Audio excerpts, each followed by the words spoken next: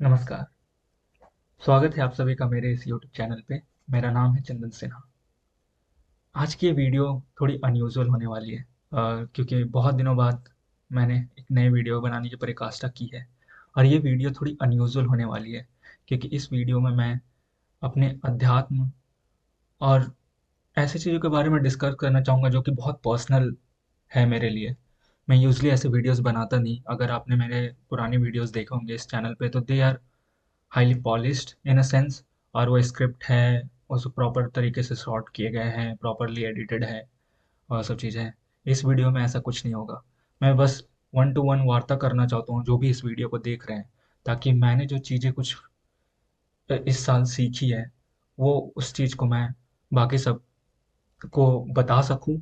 और may be अगर कोई ऐसे लोग हैं जो अपने आप को ऐसे सिचुएशन में पा रहे हैं जो डील करने के लिए उनको एक तरह से सहायता मिल सके। इसी चलते मेरी जो इपिफनी रही है इस साल, मैं उस चीज़ के बारे में इस वीडियो में डिस्कस करना चाहता हूँ। ये बहुत ही पर्सनल वीडियो है and it has taken me a lot of courage to sit here, set up this camera and set up OBS and trying to make this video. तो मैं क्यों ये वीडियो बना रहा हूँ? एक्चुअली अगर आपने इस चैनल को पहले अगर देखा होगा तो आपने नोटिस करा होगा कि इस साल मैंने हार्डली कोई भी वीडियो डाला है। Just there have been few community post, लेकिन कुछ भी वीडियो तो मैंने नहीं डाला। जबकि मैंने लास्ट ईयर के एंडिंग में मैंने वो कुछ कुछ प्रोजेक्ट्स ऐसे स्टार्ट करे थे और मैं मोमेंटम गेन करने की कोशिश कर रहा था, जो मैं चाहता था कि मैं उसको कंटिन्यू कर सकूं। बट मेरे साथ कुछ ऐसा हुआ दिसंबर में जिसने मेरी पूरी बिलीफ फाउंडेशन को ही शुक कर दिया। जिस चीज़ को मैं इतना सैक्रेड समझता था, जिसको इतनी प्रिस्टीन वे में मैंने ली चीज़ें और उसको बहुत सच्चे भावना के थ्रू देखा, उसी ने मेरे को अपने मोरालिटी की परसेप्शन पर डाउट करने को विवश कर दिया। और I found my self in such extreme mental void, in a sense कि अ मोरल वॉइड, और ऐसे क्वागमायर में कि मुझे पता नहीं था कि अब करूँ तो क्या करूँ, क्या सच है क्या गलत है, क्या जो जो मैं सोचता हूँ वो सही है भी कि नहीं। जो भी मैं चीज़ें समझता था, जो मैं सोचता था कि मैंने ज़िंदगी में चीज़ें सीखी है और इस अकॉर्डिंग करना चाहिए, वो सारा बिलीफ सिस्टम ही हिलता हुआ दिखा मुझे। तो मुझे किसी एक बहुत स्ट्रांग सहारे की ज़रूरत थी। और अगर आपने देखा होगा कि इस साल मैंने एक वीडियो डाला जो कि मेरे बनारस ट्रिप का टीज़र है। वो ट्रिप मेरी फैमिली के लिए आज तक का सबसे पहला ट्रिप था, फैमिली ट्रिप था। तो समझ लो मेरे माँ पापा की शादी अराउंड 30 इयर्स पहले हुई, 30 साल पहले। और आज तक हमने कोई भी फैमिली ट्रिप नहीं करा था। कुछ भी बहुत सारे रीज़न है उसके लिए, रीजंस है उसके लिए जो कि ऐसा नहीं हो पाया। बट फाइनली इस बार था कि हमें साथ में फैमिली ट्रिप करनी है। और जब मैं अपने आप को इस तरह के मेंटल स्टेट में पाया तो वो एक बहुत बड़ा सहारा भर के निकला। लेकिन that was a seeding point for something bigger to come next, मैं ऐसा बोलूँगा। क्योंकि जब वो हम लोगों ने ट्रिप ली, वो अपने आप में ही बहुत डिवाइन और बहुत अच्छा ट्रिप था। आई एम वेरी ग्रेटफुल कि मैं वो चीज़ का अनुभव कर पाया और अपने माँ पापा को एक तीर्थ स्थान पे ले जा पाया। तो उसके लिए मैं बहुत ही ग्रेटफुल हूँ भगवान के लिए कि वो मुझे मौका मिला। और वहाँ पे जाने के बाद मुझे याद है वो क्षण कि मैं हम लोग 80 घाट था शायद, या बनारस के 80 घाट पे खड़े थे, रात का समय था। और मैं गंगा जी की नदी की ओर देख रहा था रात में। और वहाँ पे रात में जिस तरह से क्लाउड्स और ये वाटर एक साथ ऐसे हार्मनी के साथ ऐसे मिल जाते हैं, आपको लगता है दूर में आपको एग्जैक्टली दिखाई नहीं दे रहा होता कि क्या है, बट वो ऐसे मिल जाता होता है। और आप मैं उसको तरफ देख रहा था और अचानक से मुझे ऐसी फीलिंग आई कि there is something so profound है। मतलब मुझे इतनी स्ट्रांग शक्ति की फील हुई वहां पे, इतना शक्ति का अनुभव हुआ। मुझे लगा कि there is something larger than life that exist at this place and in this world. कुछ है जो हम सबको चला रहा है, मतलब वो हम सबसे बड़ा है, हम सबके सोच से, हम सबके कॉम्प्रिहेंशन से भी बहुत बड़ा है, बहुत बड़ी चीज़ है। और उस चीज़ को हम लोग एज अ मोर्टल एनिमल जो हमारे कन्फाइनमेंट है उस चीज़ से हम लोग समझ नहीं सकते, लेकिन उसका वे है मे बी कि उस चीज़ का सेंस बना सकते हैं। तो वहाँ इसी चलते मैंने हमारे टीजर वीडियो को बनारस वाइब्स नाम दिया, और वो उसके और भी वीडियोस आएंगे आगे। लेकिन वो बनारस वाइब्स जो था, वो वाइब यार लग गई मुझे वहाँ पे। और मे भी शायद उसी चीज़ की ज़रूरत थी। तो भगवान आपको किस रूप में कब आएंगे और क्या किस तरह से आपको वो सहारा मिलेगा, यू नेवर नो। तो मुझे ऐसा लगता है कि वो एक पॉइंट था मेरे लाइफ में, ऐसा जब मुझे बहुत ज़रूरत थी किसी स्ट्रॉन्ग सहारे की, और वो अध्यात्म के रूप में मेरे लाइफ में आया। और उसी वक्त हमारे ट्रिप के बाद ही पूरे राम मंदिर का उद्घाटन का जो पूरा फ्रेंजी था, इतना इलेक्ट्रिफाइंग एटमॉस्फेयर था, तो वो उसमें और भी जुड़ गया। और उससे मतलब मेरी जो कल्चरल एंड स्पिरिचुअल अवेकनिंग हुई, तो वो इतनी पॉजिटिव फीलिंग आई मेरे अंदर। और उसके बाद से ही मुझे ऐसा लगा कि मुझे अपने भारतीय संस्कृति, अपने भारतीय कल्चर, अपने ट्रेडिशंस, अपनी भाषा और अपने स्क्रिप्चर्स को और अच्छे से एक्सप्लोर करना चाहिए। ना मेरी बचपन की परवरिश ऐसी रही है कि मैं इन सब चीज़ों से काफ़ी जुड़ा हुआ रहा हूँ, चाहे वो अध्यात्म हो या अपनी साहित्य हो या अपनी भाषा हो।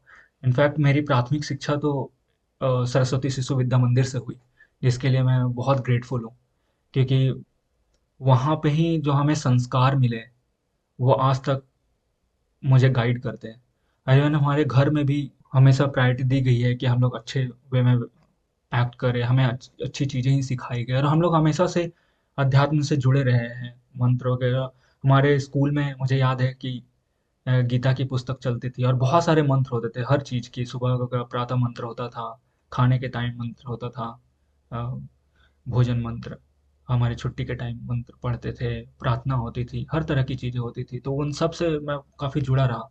लेकिन जैसे जैसे आप बड़े होते जाते हो, आपके और भी चीज़ें ऐड होते जाती है लाइफ में, तो कहीं न कहीं वो चीज़ जिसको आप पकड़ के रखते हो वो बैक सीट ले लेती है, और जीवन के चकाचौंध में आप कहीं उस चीज़ को या तो भूल जाते हो या that recedes in the background. तो मे बी मेरे साथ भी ऐसा हुआ, and when I went through this intense experience, तो मुझे वापस उस चीज़ से जुड़ने का मौका मिला। और उसके बाद से मैं बोलूँगा कि ये पूरा साल ही मेरे लिए वो कल्चरल एंड स्पिरिचुअल अवेकनिंग का रहा है। और इसके थ्रू ही मैं अपने भारतवर्ष के बहुत सारी चीज़ों से वापस रिकनेक्ट करने का प्रयास करा है मैंने। और उसमें से ही एक चीज़ थी कि मैं जो अपने स्क्रिप्चर्स हैं उन सबको पढूँ। एक बात ये भी है कि हमारे सनातन धर्म बहुत साइंटिफिक है, लेकिन उस चीज़ को हमें सही ढंग से बताया नहीं जाता है। लोग उसको अपने इंटरप्रिटेशन के अनुसार हमें बताते हैं, और उसकी वजह से कई लोगों को लगता है कि ये चीज़ इलॉजिकल है या ये चीज़ सही नहीं है, या इसको करने से क्या होगा। बट ऐसा नहीं है। हमारा सनातन धर्म जो है वो संस्कारिक और सामाजिक जीवन जीने की पद्धति है। मुझे तो ये फील हुआ। अगर आप डायरेक्टली जो उसकी टीचिंग्स है, अगर आप सोर्सेस से पढ़ो, तो आपको समझ में आएगा कि कितना थॉटफुल और कितना साइंटिफिक है। इन अ सेंस हमारा सनातन धर्म हमें प्रकृति के साथ सिनर्जी स्थापित करने और उसके साथ एक सिम्बायोटिक रिलेशनशिप में होना सिखाता है। ये एकमात्र ऐसा धर्म है जो कि ना ही कोई किताब और ना ही किसी एक भगवान से या किसी एक इंसान से जुड़ा हुआ है। आपको इसमें पूरी छूट है कि आप किसी को भी मान सकते हो, किसी चीज को भी फॉलो कर सकते हो। जो नहीं भी भगवान को माने वो भी सनातन का पार्ट हो सकता है।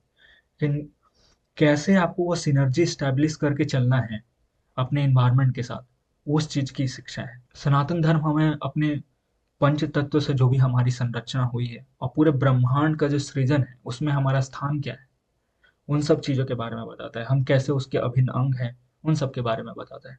ये कार्यशैली और त्याग के पथ पर हमारा मार्गदर्शन करने वाली एक शक्ति है। तो मुझे सनातन धर्म के एक्चुअल मीनिंग के बारे में भी धीरे धीरे पता चला कि क्या है, और वो चीज़ तभी आएगा जब आप डायरेक्टली सोर्स से पढ़ते हो।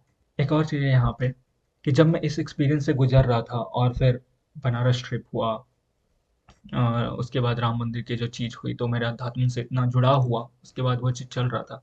लेकिन कहीं ना कहीं वो intense experience has taken a back seat, क्योंकि आपको लग रहा है कि आप इस चीज़ से जुड़ रहे हो। लेकिन फिर अचानक मार्च अप्रैल का time, it came back with a vengeance. और तब मतलब मुझे झंझोड़ के रख दी वो चीज़। अब मुझे समझ नहीं आ रहा था कि आगे बढ़ूँ तो नहीं, क्योंकि मुझे लगा था कि यहाँ से मुझे वो पॉजिटिव एनर्जी मिली है तो अब इसके थ्रू आगे चला जाएगा, लेकिन कई सारी चीज़ें होती हैं जब आप ऊपर से, यहाँ पे अकेलापन भी काफ़ी है और उसकी वजह से जब आप अकेले रहते हो तो ऐसे भी कई सारे थॉट्स आपको आते रहते हैं, तो वो मतलब those thoughts started coming up with a vengeance, और my physical and mental health started deteriorating in a sense, ऐसा मुझे लगा। तो पिछले साल अक्टूबर में जब मैं अमेज़न एक दिन ऐसे ब्राउज़ कर रहा था, तो अचानक से मुझे वहाँ पे भागवत गीता की लिस्टिंग मिली, और सिर्फ़ $8 में ऐसे कुछ मिल रही थी, 8 या $9 में। मैंने फटाक से उस चीज़ को ऑर्डर कर ली और वो बुक मेरे पास थी। अ, तब से मेरे पास है, पिछले साल अक्टूबर से। अब इसको आप फोरशैडोइंग बोलिए या जो, मुझे पता नहीं। लेकिन जब मैं अपने आप को उस सिचुएशन में पाया बैक इन मार्च अप्रैल की, बहुत ज़्यादा और भी लगने लगा कि मैं कैसे डील करूँ, बिकॉज़ जो मैं कर सकता था वो मैं कर रहा था, बाकी चीज़ें मेरे कंट्रोल से बाहर की थी। तो जब आप उस सिचुएशन में पाते हो कि आप पूरी तरह से अक्षम हो आगे और डील करने के लिए, क्योंकि जो भी चीज़ें आपको करनी थी वो आपने करा, तो फिर आप और क्या करो। तो सिंस मेरा अध्यात्म से जुड़ाव ऐसा था ही मुझे, और मैंने अपने डेस्क पे वापस इस पुस्तक पे नज़र डाली और मुझे लगा कि मुझे भागवत गीता पढ़नी चाहिए पूरी। आई वांट टू, क्योंकि अगर आप देखो इन अ वे, अर्जुन भी भागवत गीता का उपदेश और जो गीता का सार है, वो भगवान श्री कृष्ण ने अर्जुन को तब दिया जब वो बैटल ग्राउंड में अपने ही भाई, अपने गुरु के अगेंस्ट खड़े खड़े थे। So he was also in that moral quandary, despondency, जो कि पहले अध्याय में कहा गया कि अर्जुन का विषाद उस सिचुएशन में अपने आप को पाया when he was morally breaking down and he didn't know what is right और रॉन्ग, और how he found himself in that situation और सर्कमस्टांसेस। तो जब उनको लगा कि वो पूरी तरह से ब्रेक हो रहे हैं, क्योंकि अर्जुन अपने आप में बहुत महान योद्धा थे, लेकिन जब वो देख रहे कि मैं अपने लोगों के अगेंस्ट ही युद्ध करने जा रहा हूँ, तब उनको लगा कि ये दुनिया क्या है। तब वो बहुत चीज़ों को क्वेश्चन करने लगे। तो अब आप किस चीज़ को, आपकी आधारशिला क्या है। तो उस वक्त भगवान श्री कृष्ण उनको उपदेश देते हैं। तो मैं भी, अगर आप देखो तो मैं भी उसी सिचुएशन में था, और तब मुझे लगा कि मुझे भागवत गीता पढ़नी चाहिए। अब एक चीज़ और है कि भगवत गीता पढ़ने से पहले मैं एक चीज़ और बताना चाहूँगा कि जब ये चीज़ चल रही है मेरी लाइफ में, जब मैंने डिसाइड कर लिया कि मुझे पढ़ना है वो चीज़, ऑन द पैरेलल आप देखो कि मैं वो डिफरेंट स्टेजेस ऑफ ग्रीफ से भी गुजर रहा हूँ, कि जो 7 स्टेजेस ऑफ ग्रीफ है, तो पहले आप डिसबिलीफ या डिनायल में रहते हो, है ना। शॉक, पहले तो आपको शॉक लगता है, तो इनिशियली आपको रन धोना होता है कि like, ये क्या हो गया अचानक से। फिर आप डिनायल में रहते हो कि नहीं नहीं, कुछ नहीं हुआ है, सब चीज़ सही है। तो वो चीज़ मेरे साथ हुई, मे बी दिसंबर जनवरी के आसपास, फरवरी में, कि आप वो डिनायल फेज में रहते हो। और तो इसी चलते मैंने उतना ध्यान भी नहीं दिया इस चीज़ पे, और इस चलते मैंने बोला कि जब मार्च अप्रैल के टाइम जब वो आप एंगर फेज में आते हो, तो वो वेंजेंस के साथ वापस आता है। तो मैं भी थर्ड स्टेज हैपेंड अराउंड कि मार्च अप्रैल के टाइम, एंगर और बार्गेनिंग आप करते हो, दैट वाज अप्रैल। आपको लगता है चीज़ें फिर भी सही हो सकती है, ऐसा, बट वो एक इम्पॉसिबल ड्रीम ही है। नहीं, फिर आप धीरे धीरे आगे बढ़ते हो तो गिल्ट, डिप्रेशन, गिल्ट भी होता है कि हाँ, आपने किसी को अनइंटेंशनली और अननोइंगली किसी को आपने हर्ट, खुद भी बहुत हर्ट किया हो, आपने बहुत कष्ट पहुंचाया जो कि आप नहीं चाहते थे। तो ये भी है, वो भी बहुत हुआ मेरे साथ। After further stages and then you come towards acceptance. तो धीरे धीरे वो प्रोसेस चल रहा है, एक्सेप्टेंस के फेज में मैं आ रहा हूँ। बट यही है कि it has been a long journey of self healing. और ऐसा नहीं बोलूँगा कि सब चीज़ ठीक हो गया, बट मे बी वो एक प्रोसेस है और वो चलता रहेगा। Maybe in the future I would find myself just as stronger as I was before.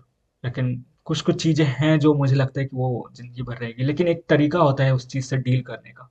आप, किसी ने बोला था मुझे कि आप वो सब मेमोरीज को आप सेंटर स्टेज नहीं देते हो, आप उनको उनका प्रॉपर डिजर्व, जो भी वो डिजर्व करते हैं प्लेस, आप उनको देते हो, बट आप उनको सेंटर सेंटर मेमोरी पे नहीं रखते, लाइक सेंटर स्टेज पे नहीं रखते हो। तो I think that is a very powerful sentence. यादों को संजो के रखना है बट सजा कर नहीं। पहली बार जब मैंने पढ़ा, from I think April to June और समथिंग, अप्रैल टू मई, हर दिन मैं कुछ कुछ पेजेस पढ़ा करता था शाम के वक्त। पहली बार तो मैं जानना चाहता था कि इस पूरे बुक में है क्या, हम कई बार लोग गीता में ऐसा लिखा है, गीता में वैसा लिखा है बोलते तो हैं कि गीता में हर चीज सम्मिलित है। गीता में आपको अगर कोई एक पुस्तक पढ़नी है आपको सनातन धर्म की जो कि आपको जीवन जीने के बारे में सिखाएगा तो वो भागवत गीता है। ऐसे ऐसी चीजें बोलते हैं लोग, लेकिन एग्जैक्टली उसमें है क्या वो हमें नहीं पता चलता। हालांकि मेरे स्कूल में जब वो बुक चलती थी, जैसा मैंने आपको बताया कि गीता का सार, तो कई सारे मंत्र उसमें थे। हमें तो वो सब मैंने बचपन में पढ़ी थे, तो वो सब मुझे याद थे, तो वापस मैं जब वो चीज़ पढ़ रहा था तो वो चीज़ें रिकॉल हुई। बट इस बार सारे कंटेक्स्ट के साथ था। तो अगर आप भगवत गीता देखोगे तो इसमें 18 चैप्टर्स हैं, 18 अध्याय।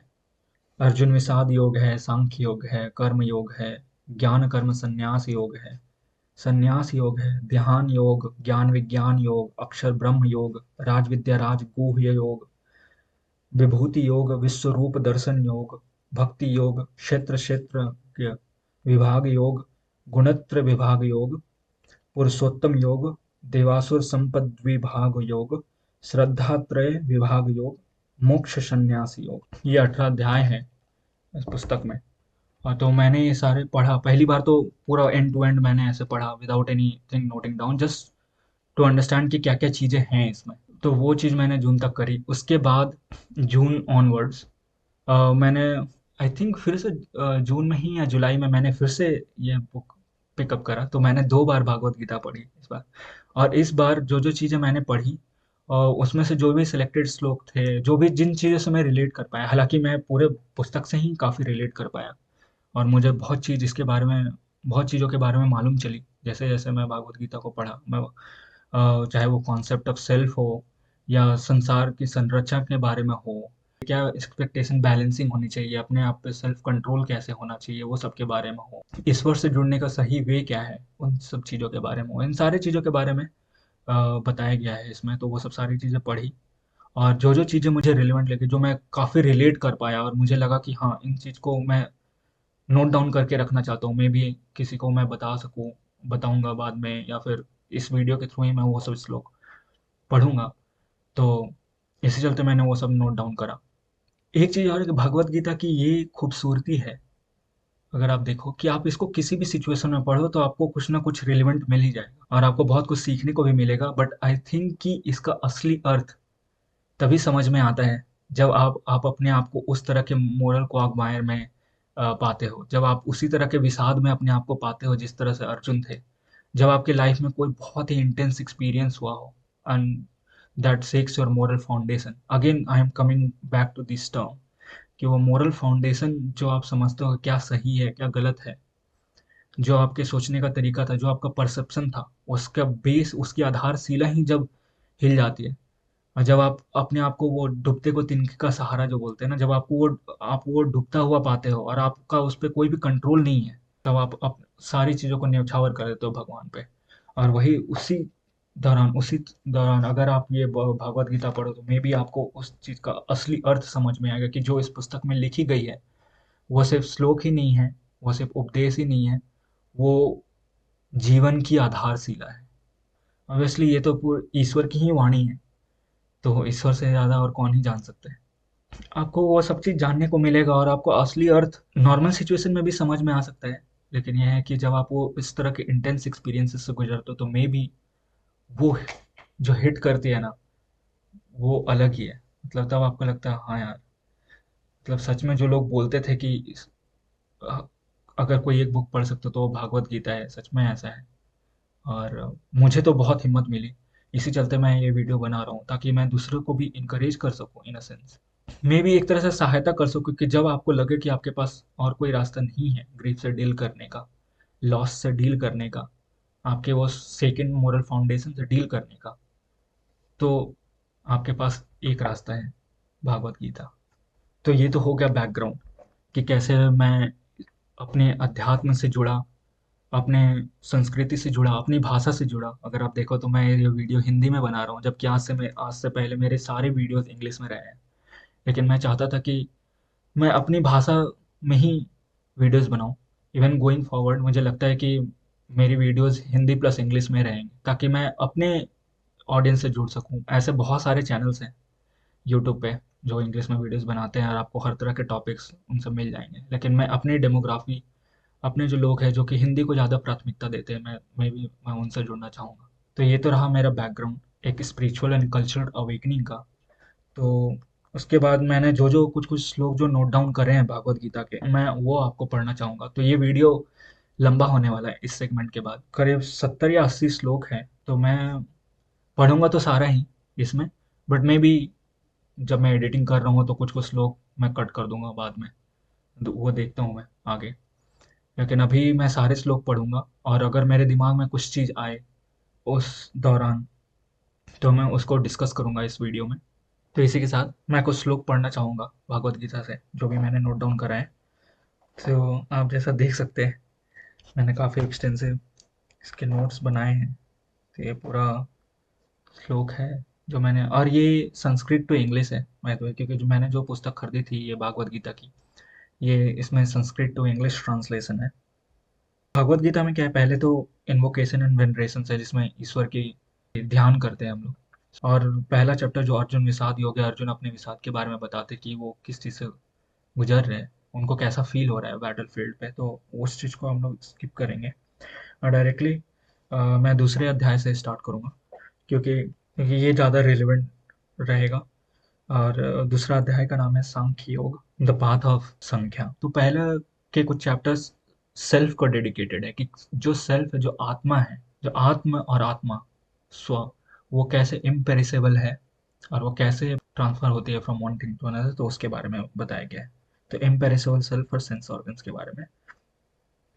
तो दूसरा अध्याय 16वां श्लोक है, नासतो विद्यते भावो न भावो विद्यते सतः उभयोरपि दृष्टोऽन्तः स्त्वन्योस्तत्त्वदर्शिभिः।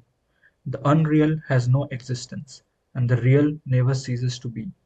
The conclusion of both is clearly perceived at its stark reality by the knowers of truth.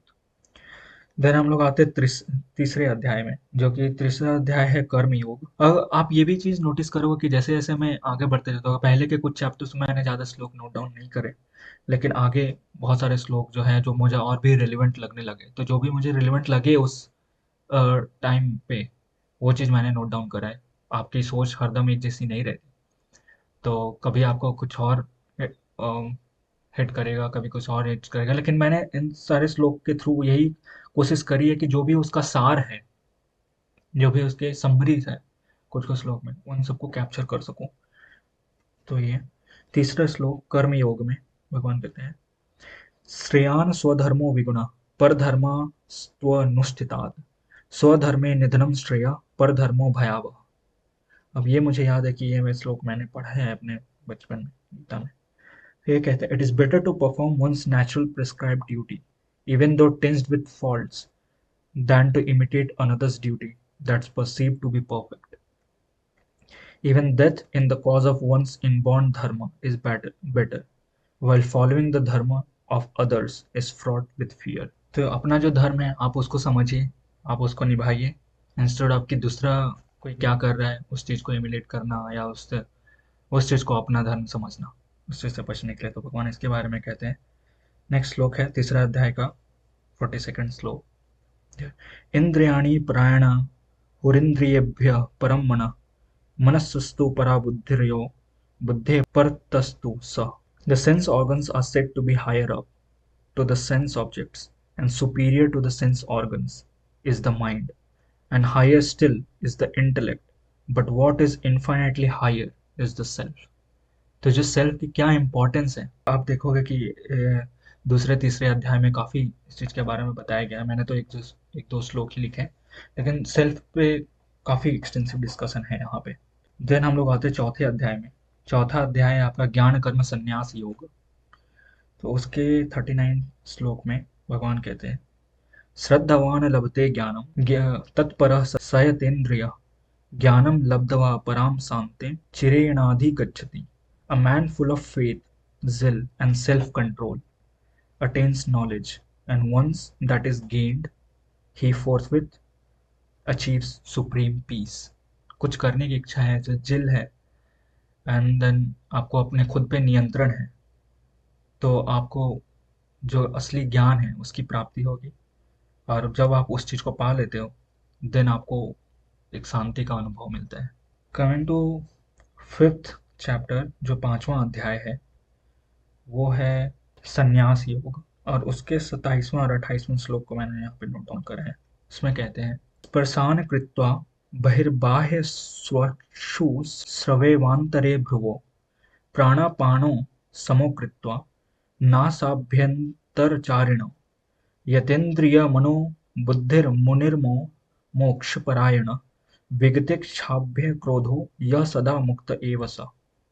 Shutting out the external sense organs, with the gaze fixed upon the space between the eyebrows, regulating the outgoing and incoming breaths, moving through the nostrils, with the sense, mind, and intellect well restrained, free of fear, ire, desire, the contemplative sage who has freedom alone as his highest goal becomes indeed ever free. तो इसमें जो तप करने की, जो भी आप ध्यान करने का वे है, प्रॉपर वे है, उस चीज़ के बारे में बताया गया। मैं इस चीज़ को खुद फॉलो करता हूँ। तो मैं सुबह में जब प्राणायाम करता हूँ तो मैं कोशिश करता हूँ क्या है, माई गेज इज फिक्स्ड अपॉन जो बिटवीन द आइज, एक फायर को इमेजिन करके, और उस चीज, बाकी सारी चीज़ों को शट डाउन करने की कोशिश करता हूँ ताकि मैं और कुछ ना सुनूं, क्योंकि माइंड ऐसी एक चीज़ है कि आप इसको शांत रखने की कोशिश करोगे तो ये और ज़्यादा वॉन्डर करेगा। तो उसके लिए काफ़ी सेल्फ कंट्रोल चाहिए आपको, और वो चीज़ आपको प्रैक्टिस से ही आएगी। आपको धीरे धीरे वो चीज़ आप करते रहोगे तो आप बहुत कंसंट्रेट करना सीख सकते हो।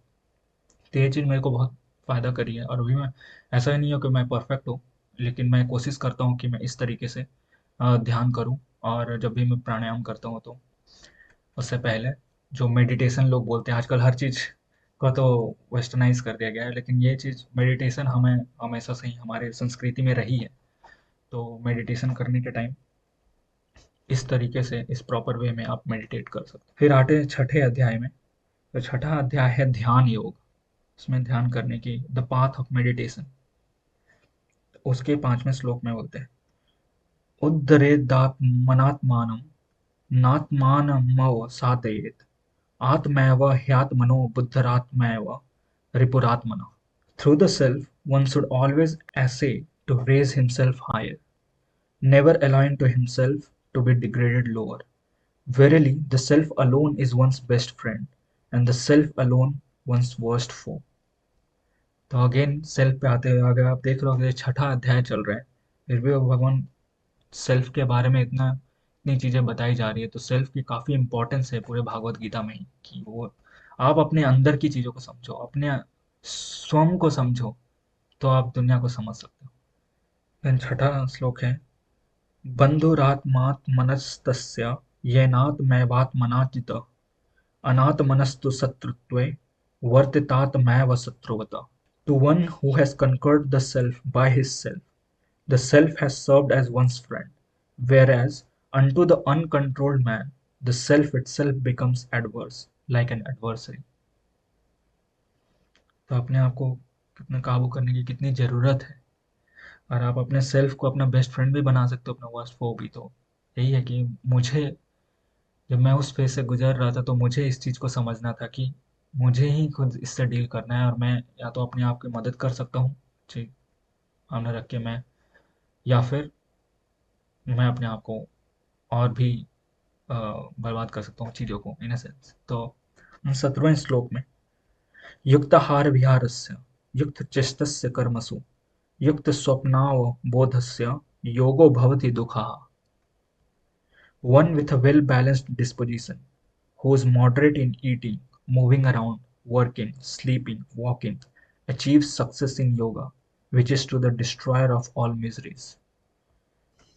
तो आगे बढ़ते हुए, मेरे कैमरे की बैटरी डाउन हो गई थी, तो मैंने चार्ज करा है, तो मे भी फ्रेमिंग थोड़ा अलग होगा। या फिर 19वें श्लोक में है, यथा दीपो निवातस्यो नेङ्गते सोपमा स्मृता योजिनो यत् चित्तस्य युज्यतो योगमात्मनः. The controlled mind of a yogi who is practicing meditation on the self has its perfect epitome in the flame of a lamp, placed in a windless place and which does not flicker. यो जो षष्ठ अध्याय है path of meditation, तो meditation करने का क्या सही तरीका है उसके बारे में व्याख्या की जा रही है। फिर हम लोग आते हैं सातवें अध्याय में, जो है Gyan Vigyan Yoga, the path of knowledge and realization. उसके 12वें श्लोक में भगवान कहते हैं, ये चैव सात्विका भावा राजसास्ताम सास्व ये मत अवैति तान विद्धि न त्वहम तेषु ये मयि। All these three, the Sattvika, Rajasika and Tamasika states, know these to be born of me. I am not in them, though they abide in me. आगे काफी बहुत सारे श्लोक में इस चीज का बहुत विस्तार में वर्णन है, ये तीन गुणों का, कि जो हर इंसान के अंदर वो सात्विक, राजसिक और तामसिक गुण है, और वो कैसे आप एक्ट करते हो, वो गुण कैसे, वो गुणों को एग्जिबिट करते हो अपने कैरेक्टर में, उस चीज के बारे में बताया गया है। तो वो अभी बहुत विस्तार से आने वाला है बाद में। बट यहाँ पे भगवान कहते हैं कि all these three gunas which is सात्विक, राजसिक एंड तामसिक are born from me. I am not in them, but they abide in me. तो से 14वें अध्याय में, दैवी हेषा गुणमयी मम माया दुरतयया मामेव ये प्रपद्यन्ते मायामेताम तरन्ति ते। This most enchanting Maya of mine, constituted of the gunas, is indeed most difficult to overcome. Only those who take refuge in me are able to get across Maya. तो जो मोह माया से आप कैसे डील कर सकते हो, तो भगवान के शरण में जाओ, ये कह रहे हैं भगवान। 16वें श्लोक में, चतुर्विद्या भजन्ते माम जना सुकृतिनो अर्जुन आर्तो जिज्ञासुर्थार्थी ज्ञानी च भरतर्षभ। Four kinds of people who have done virtuous deeds worship me, or O Arjuna: the afflicted, the inquisitive, the seekers after worldly possessions, and the wise. जैसा मैंने आपको बताया कि आप किसी भी स्टेज पे भगवत गीता को पढ़ सकते हो और कुछ ना किसी चीज से रिलेट कर पाओगे, लेकिन आपका असली अर्थ इसका तभी समझ में आएगा जब आप उस सिचुएशन में हो। तो भगवान भी इसी चीज को कहते हैं कि वही मुझे पूजा करता है, जो वर्शिप करता है, जो इन चार कैटेगरीज में फॉल करता है। द अफ्लिक्टेड, जो कि बहुत जो विषाद से गुजर रहा हो, दुख से गुजर रहा हो। द इंक्विजिटिव, जिस जो जिज्ञासु हो, जिसको जिज्ञासा है कि क्या है ये चीज, वो। The seekers after worldly positions, जिनके पास सब चीज है लेकिन उसके बाद भी वो उनको संतुष्टि नहीं है उस चीज, उनको लग रहा है कि देयर इज समथिंग मिसिंग, तो वो लोग, तो वो भगवान को पूछते हैं। एंड द वाइज, जो कि इनको ज्ञान है, असली ज्ञान है कि क्या है ब्रह्मांड, तो वो भगवान को पूछते हैं। 20वें श्लोक में, कामैस्ते stैर हृत ज्ञाना प्रपद्यन्ते अन्न देवता तम तम नियममास्थाय प्रकृत्या नियतः स्वया। Deprived of discrimination, owing to their diverse desires, people get drawn to various gods in accordance with their inner nature, and they worship them, adopting the norms peculiar to that deity. तो भगवान ऐसा खुद ही बोल रहे कि लोग अलग अलग देवताओं को, देवियों को पूजते हैं, जैसा जैसा उनका डिजायर है। जैसे हमारे सनातन धर्म में बहुत सारे अलग अलग चीज़ों के अलग अलग देवता देवी हैं। तो जैसे जिस तरह की चीज़ें आप, जो आपकी इच्छा है पाने की, आप उसके अनुसार उनकी को पाते हो। तो ऐसा ही नहीं भगवान बोल रहे कि सिर्फ मैं ही हूँ सब चीज़, मतलब हर चीज़ इनसे ही उत्पन्न है, ये चीज़ आगे आएगा। लेकिन आप, जो आपको चाहिए, उनके जो देवता या देवी हैं, आप उनको पूछते हैं। 21वें श्लोक में, यो यो याम याम तनुम भक्त श्रद्धयार्चितुमिच्छति तस्य तस्याचलां श्रद्धां तामेव विदधाम्यहम्। And whichever particular divinity a devotee chooses to worship with faith, I stabilize his belief in that very form. तो हर चीज में वही सेम एक ही परमात्मा है, लेकिन उसके अलग अलग रूप हैं। तो जिस चीज को आप मन से मानते हो, जिस चीज की आप पूजा करते हो, भगवान उसी में, वो परमात्मा उसी में स्टेबलाइज होते हैं। आते 27वें श्लोक पे, इच्छा द्वेष समुत्थेन द्वंद्व मोहेन भारत सर्वभूतानि सम्मोहम सर्गे yanti parantapa. O valiant one, through delusion in the form of pairs of opposites that are born of desire and aversion, all beings are held prey to my maya from their very births. 30वें श्लोक पे, साधिभूताधिदैवं मां साधियज्ञं च ये विदुः प्रयाणकाले अपि च मां ते विदुर्युक्तचेतसः. They who know my internal being, comprising of Adhibhuta, the field of matter, and Adhideva, the all-pervading Brahma, and Adhiyajna, the indwelling soul in all, and who have fixed their mind firmly upon me with that understanding, they directly realize my being when the body falls away. फिर आते हैं 8वें अध्याय में. तो 8वां अध्याय है Akshar Brahma Yog, the path to the supreme spirit. उसके 10वें श्लोक में कहते हैं, कविम पुराण मनुशासितार मनोरणीयम समनुस्मरेद्य सर्वस्याधातारं चिन्त्य रूपमादित्यवर्णं तमसः परस्तात् प्रयाणकाले मनसा अचलेन भक्त्या युक्तो योगबलेन चैव भ्रुवोर्मध्ये प्राणमावेश्य सम्यक् स तं परं पुरुषमुपैति दिव्यम्. Endowed with devotion and thinking of the divine Purusha, ancient most, the ruler of all, subtler than the subtlest, the sustainer of all, of inconceivable form, resplendent like the sun, beyond the darkness of ignorance, and having, by the power of yoga, properly held the prana, life breath, in the space between the eyebrows. He who at the time of death meditates with a steady mind upon the all-knowing primordial being verily attains to him. 12वां श्लोक. सर्वद्वाराणि संयम्य मनो हृदि निरुध्य च मूर्धन्याधायात्मनः प्राणमास्थितो योगधारणाम् ओमित्येकाक्षरं ब्रह्म व्याहरणमामनुस्मरन् यः प्रयाति त्यजन् देहं स याति परमां गतिम्. Controlling all the sense organs and restraining the mind upon the heart and fixing the life breath in the head and remaining confined to absorption in yoga and repeating the monosyllable Om, which is Brahma, and dwelling upon me, the Lord God. He who leaves the body thusly attains the supreme most goal. then आते हैं हम लोग 9वें अध्याय में. 9वां अध्याय है राज विद्या राज गुह्य योग, the path of royal knowledge, royal science. उसके 18वें श्लोक में भगवान बोलते हैं, गतिर भर्ता प्रभु साक्षी निवासः शरणं सुहृत प्रभवः प्रलय स्थानम निधानम बीजम व्ययम्. I am the goal, the sustainer, the Lord God, the witness, the abode, the refuge, the friend. I am the start, middle, and end.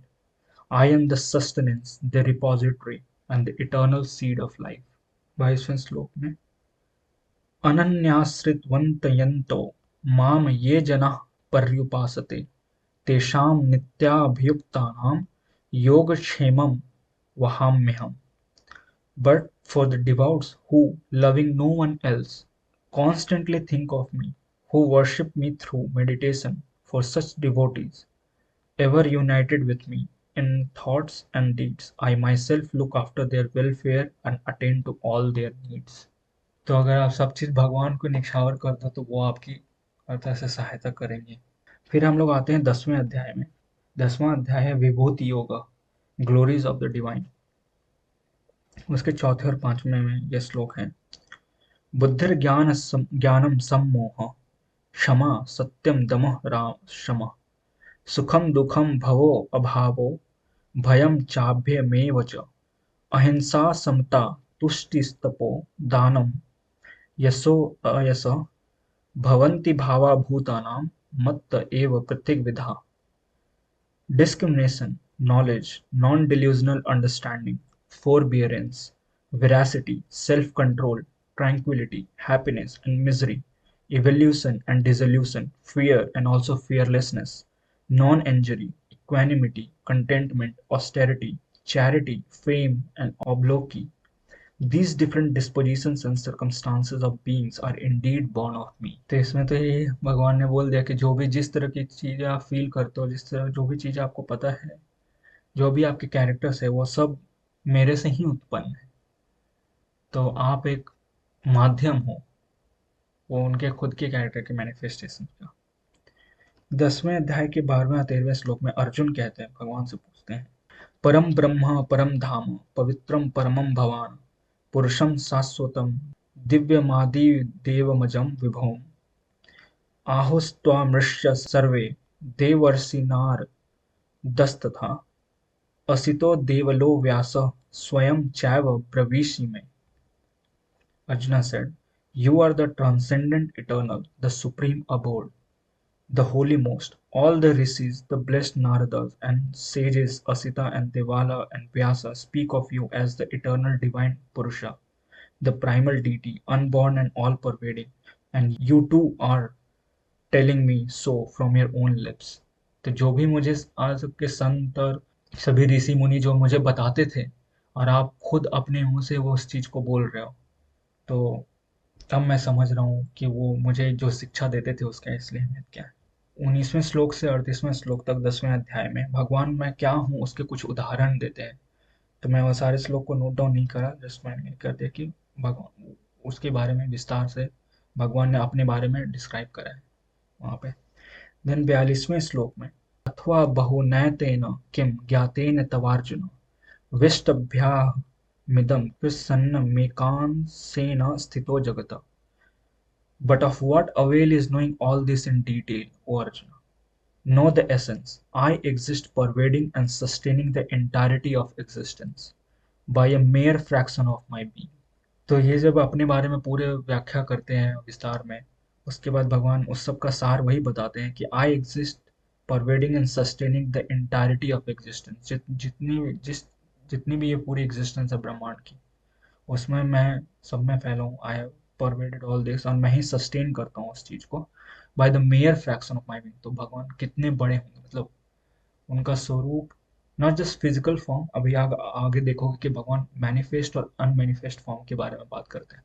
Essentially जब हम लोग लाइट मैटर और डार्क मैटर जो फिजिक्स में पढ़ते हैं, तो एसेंशली मुझे लगता है वही चीज है कि आपको लाइट मैटर जो आपको दिखती है आसपास, जो 15% ऑफ द यूनिवर्स बनाती है, and rest of them is dark matter. So भगवान जब मैनिफेस्ट और अनमैनिफेस्ट फॉर्म की बात करते हैं, तो वो भी एसेंशली लाइट मैटर और डार्क मैटर की ही चीज है। तो आप देख सकते हो कि कितना साइंटिफिक एंगल है यहाँ पे, जिसको just we are still discovering those things no. और जैसे जैसे हमारा ज्ञान बढ़ता जाता है इस ब्रह्मांड के बारे में, हम लोग उसी तरह से कन्वर्ज कर रहे हैं जो हमारे सनातन धर्म में ऑलरेडी बहुत पहले ही व्याख्या की जा चुकी है।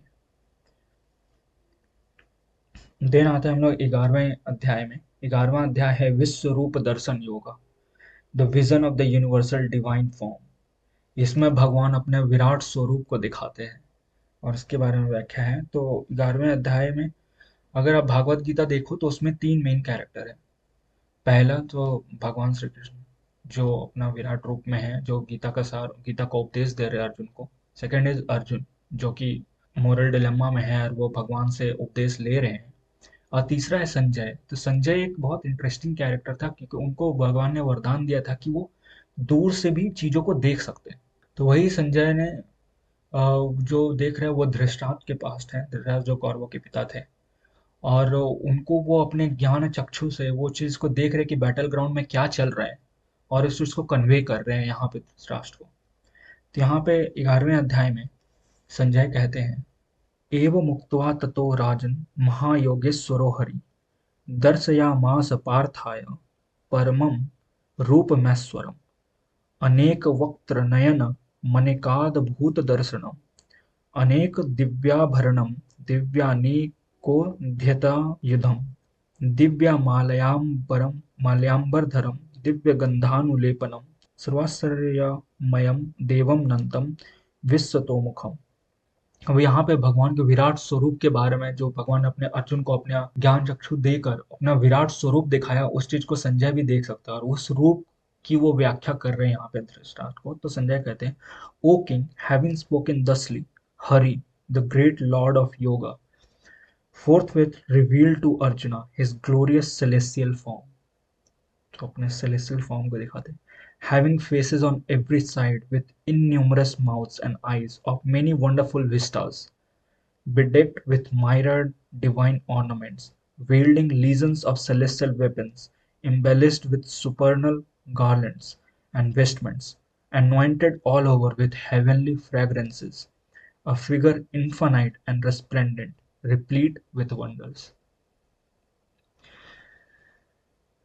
तो जब मैं इस वीडियो के शुरुआत में जब मैंने वो फीलिंग की फीलिंग को डिस्क्राइब करा था, जो गंगा नदी के तट पे रह के जो मुझे ऐसा फील हुआ कि there is something much much larger than life, something so grand that pervades all this world, this entire world and the universe. Maybe यही वो भगवान का स्वरूप है, उसकी मुझे उसका मुझे अनुभव हुआ। May be subconsciously I could feel that in that moment. तो ये पढ़ के सच में मुझे बहुत, मतलब रोंगटे ऐसे खड़े हो गए थे। मुझे ऐसा लगा मे बी उस पल में मैं कनेक्ट हो पाया था भगवान से इन अ वे।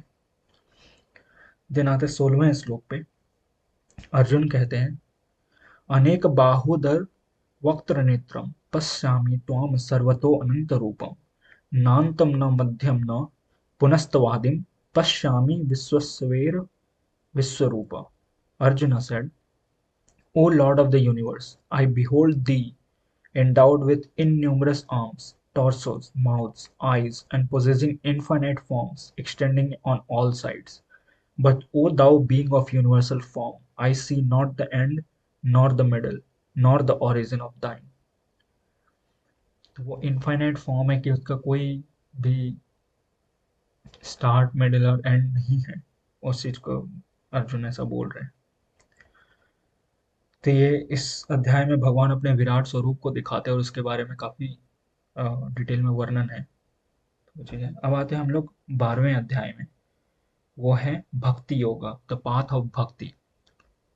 उसके 18वें और 19वें श्लोक में बताया गया है, समः शत्रौ च मित्रे च तथा मानापमानयोः शीतोष्ण सुख दुखेषु समः संग विवर्जितः तुल्य निंदा स्तुतिर्मौनी संतुष्टो येन किंचित् अनिकेतः स्थिरमतिर् भक्तिमान में प्रियो नरः।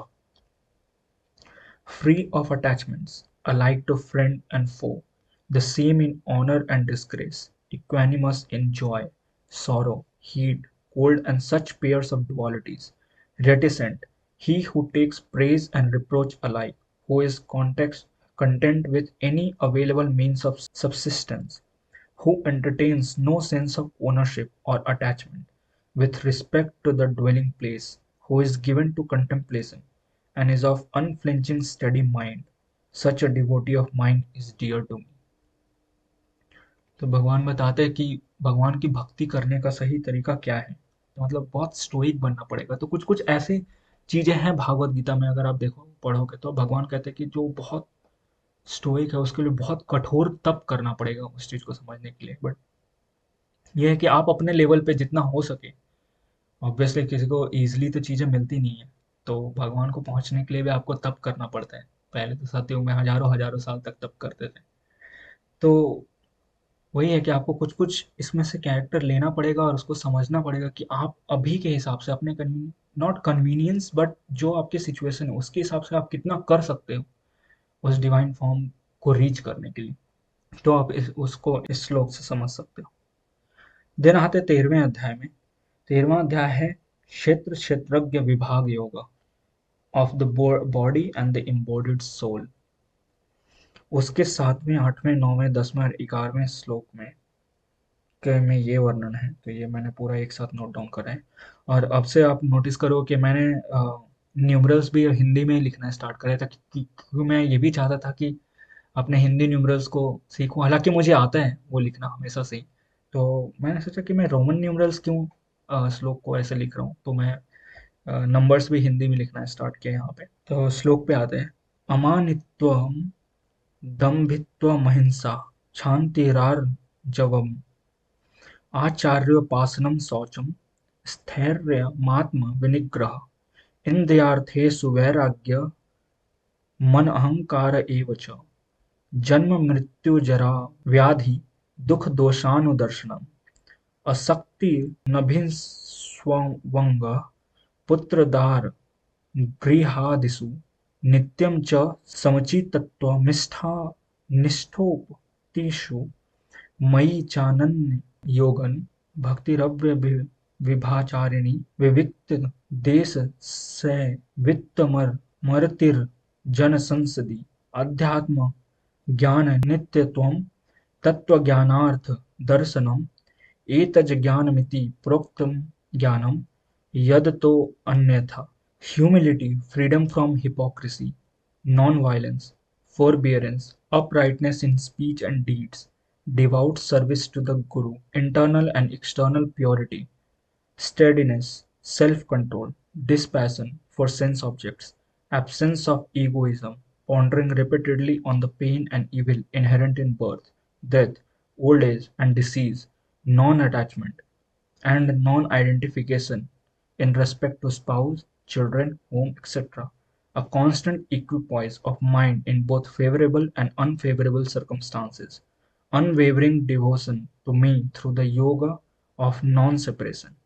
Resorting to solitude and aversion to the company of worldly beings. Being ever devoted to spiritual pursuits and seeing God alone as the object of true knowledge. All this is declared to be jnana, knowledge/science, and that which is contrary to it is called अज्ञान और अज्ञान ने science. तो अब देखो इस चीज को ही साइंस बोलते हैं। यहाँ पे भगवान बता रहे हैं कि असली ज्ञान क्या है। जब आप ये सब सारी चीजों को समझते हो तो वो असली ज्ञान है। अब ये साइंटिफिक भी है इन सेंस, जब आप इन चीज को समझते हो इस प्रोसेस में ही आप साइंस की सारी सब्जेक्ट्स को टच करोगे। यहाँ पे साइंस को कभी भी एक्सक्लूड नहीं किया जाता है। जैसे मैंने बोला सनातन धर्म बहुत साइंटिफिक है, तो उसको हमेशा वो हमेशा एक इनसेपरेबल पार्ट रहा है हमारे टीचिंग्स का। इस चीज को लोग भूल जाते हैं। हमें लगता है कि वो हमें हमें इस तरह से सिखाया गया है, ऐसे सिस्टमैटिकली ब्रेन वॉश किया गया था कि ये मिथोलॉजी है या अंधविश्वास है या ऐसे ऐसे बोलते हैं। कुछ कुछ ऐसे बाबा हैं जो इस तरह से दिखाते कि जादुई और अंधविश्वास की चीज़ है, बट वैसा नहीं है। हमारा धर्म बहुत साइंटिफिक है। अगर आप उसको सही तरीके से पढ़ो तो science has been an inseparable part of all our scriptures. और वो चीज़ आपको यहाँ पे भी देखने को मिल रहा है। याद है 13वें अध्याय के 20वें श्लोक में कार्य कारण कृतत्वे हेतु प्रकृति रुच्यते पुरुषः सुख दुखानां भूतकृत्वे हेतुरुच्यते। As to the production of the effect and cause, it is the Prakriti which is responsible for bringing them forth, whereas the Purusha, as the soul, is declared to be responsible for the experiencing of joys and sorrow. तो यहाँ पे प्रकृति और पुरुष के बीच में क्या difference है, कौन क्या करता है, उस चीज के बारे में भगवान ने बताया है through the way of effect and cause. 21वें अध्याय में पुरुषः प्रकृतिस्थो हि भुङ्क्त के प्रकृति जान गुणान् कारणं गुणसङ्गोऽस्य सदसद्यो निजन्मसु।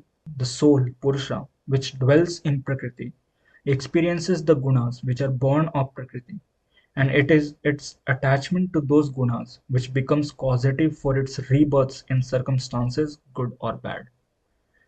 तो जिस तरह से आप कर्म करते हो वैसे ही आपको आपको फल मिलता है। देन आते हैं 13वें अध्याय के 29वें श्लोक में। ये है प्रकृत्यैव च कर्माणि क्रियमाणानि सर्वश यः पश्यति तथात्मानं कर्तारं स पश्यति। He who sees that all actions are in every way truly carried out just by the sway of Prakriti, and that the self in reality is merely the non-doer, such a one is a true seer. तो आपकी जो प्रकृति है वही आपसे वो आपको मजबूर करती है, मतलब कंपेल करती है कि आप जो कर्म करो। तो और बाकी जो सेल्फ है, स्व है, वो नॉन डूअर है। आपको आपकी जो प्रकृति, ये जो प्रकृति है उसमें जो पुरुष है वो कर्म कर रहे हैं। तो जो इस चीज को समझता है वही असली ज्ञानी है। फिर आते हैं 14वें अध्याय में। 14वां अध्याय है गुणत्रय विभाग योग, discernment of the three gunas. जैसा मैंने कहा था पहले कि इस तीन गुण को काफी विस्तार से वर्णन किया गया है, जो कि सात्विक, राजसिक और तामसिक गुण है, उसका बहुत विस्तार में वर्णन है। तो ये पूरा चैप्टर उसी को डेडिकेटेड है, गुणत्रय विभाग योग। उसके 14वां अध्याय के 3रे श्लोक में कहते हैं मम योनिर महद ब्रह्म तस्मिन् गर्भं दधाम्यहम् संभव सर्वभूतानां ततो भवति भारत। The great nature is my womb, in that I place the seed of life, and from that O Bharata is the origin of all beings. तो हर चीज भगवान से ही उत्पन्न है, इसके बारे में पता है क्या है। दिन तीन गुणों के बारे में, तो उसमें से कुछ कुछ नोटेबल श्लोक मैंने यहाँ पे नोट डाउन करा है। तो उसके पांचवें श्लोक में है, सत्वम रजस्तम इति गुणा प्रकृति संभवा निबंधन्ति महाबाहो देहे देहिनम व्ययम। सत्व, rajas and tamas, these gunas which are born of nature, bind fast the immutable embodied soul of this body, O mighty armed। तो ये तीन गुना, उसको जो भी हमारे जो सोल है जो कि इनडिस्ट्रॉयबल है, एम्बॉडी इम्यूटेबल है, उसको बाइंड, उसी चीज से बाइंड करते हैं इन तीन गुणों से। छठे श्लोक में है, तत्र सत्त्वं निर्मलत्वात् प्रकाशक मनाम्यहं सुख संगेन बध्नाति ज्ञान संगेन चानद्य। Of these, sattva, being immaculate, is luminous and free from evil. It binds the embodied soul through fondness for knowledge and propensity for happiness, O sinless one। तो ये सात्विक गुण के बारे में बताया जा रहा है। तो मैंने जो श्लोक नोट डाउन करें, उसमें बताया गया कि सात्विक गुण में क्या आता है, राजसिक गुण में क्या आता है, तामसिक गुण में क्या आता है। तो सात्विक गुण में ये है कि वो सोल को बाइंड करता है through the fondness for knowledge, मतलब ज्ञान की इच्छा के थ्रू, और प्रोपेंसिटी फॉर हैप्पीनेस, तो आप जो खुशी की चाहत है उसके थ्रू वो है। राजसिक गुण में क्या आता है, जो सातवें श्लोक में, रजो रागत्मकम विद्धि तृष्णा संग समुद्भवम तन्नि बदनाति कौन्तेय कर्म संगेन देहिनम्। O Kunti son, know Rajas to be of the nature of passion, the source of all desires and attachments. It binds down the embodied soul through proclivity for actions and fruits। तो ये आपका राजसिक गुण है, जो भी चीजों की इच्छा और उससे अटैचमेंट जो होते हैं वो सब राजसिक गुण में आता है। तो ये भगवान बताते हैं यहाँ पे। देन तामसिक गुण क्या है, तो वो आपको यहाँ पे आठवें श्लोक में बताया गया है, तमस्त्वज्ञानजं विद्धि मोहनम सर्वदेहिनां प्रमादालस्य निद्राभिस्तन्नभि बध्नाति भारत। Know tamas to be born of ignorance, O Bharata, deluding all embodied beings। It binds fast the soul through error, sleep and sloth। तो तामसिक जो है वो जितनी भी गलत चीजें हैं, जो सबसे गलत चीजें हैं एक इंसान के अंदर, वो सब तामसिक गुण से ऑरिजिनेट होता है। देन चौदहवें अध्याय के 17वें श्लोक में आता है, सत्त्वात् संजायते ज्ञानम रजसो लोभ एव च प्रमाद मोहो तमसो भवतो अज्ञानमेव च। From sattva comes knowledge, from rajas emanates greed, and in the wake of tamas follows only inadvertence, delusion and ignorance। तो यह डिफरेंस है अमंग सात्विक, राजसिक और तामसिक गुण में, कि सात्विक आपको नॉलेज सीख करने को प्रेरित करता है, सात्विक गुण आप में हो रहा है, तो राजसिक गुण आपको लालच की तरफ प्रेरित करता है, और तामसिक कंप्लीट इग्नोरेंस की तरफ आपको ले जाता है, आपको वो डिल्यूजन, वो माया में रखता है। देन हम लोग आते हैं 15वां अध्याय में, और 15वां अध्याय है Purushottam Yog, path to the supreme godhead. तो ये हुआ उसके 7वें 8वें श्लोक में, और उसके आगे जीवात्मा का वर्णन है कि जीवात्मा है क्या, तो वो मैंने नोट डाउन नहीं करा है, तो ये चीज मैंने बस एक छोटा सा नोट ये लिखा। अब हम लोग आते हैं 15वां अध्याय के 11वें श्लोक में। इसमें है, यतन्तो योगिन स्वैनम पश्यन्त्यात् मन्यवस्थितं यतन्तो अप्यकृतात्मानो नैनं पश्यन्त्य चेतसः। Yogis who strive are able to directly perceive and realize the self that is enshrined within their body. However, those who are not self-controlled, being thoughtless, will not to see it in spite of trying। तो अगर आप में वो self control है, वो self को realise कर सकते हो, सो को, जो अपने आत्मा है उसको, लेकिन जो इसमें सेल्फ कंट्रोल नहीं है, वो कितना भी ट्राई कर ले वो उस चीज को समझ नहीं सकता। तो ये बहुत बड़ा रियलाइजेशन है हम लोग सब के लिए। फिर आगे 16वें अध्याय में आते हैं। 16वां अध्याय है देवासुर संपद विभाग योग। Divine and demoniacal attributes.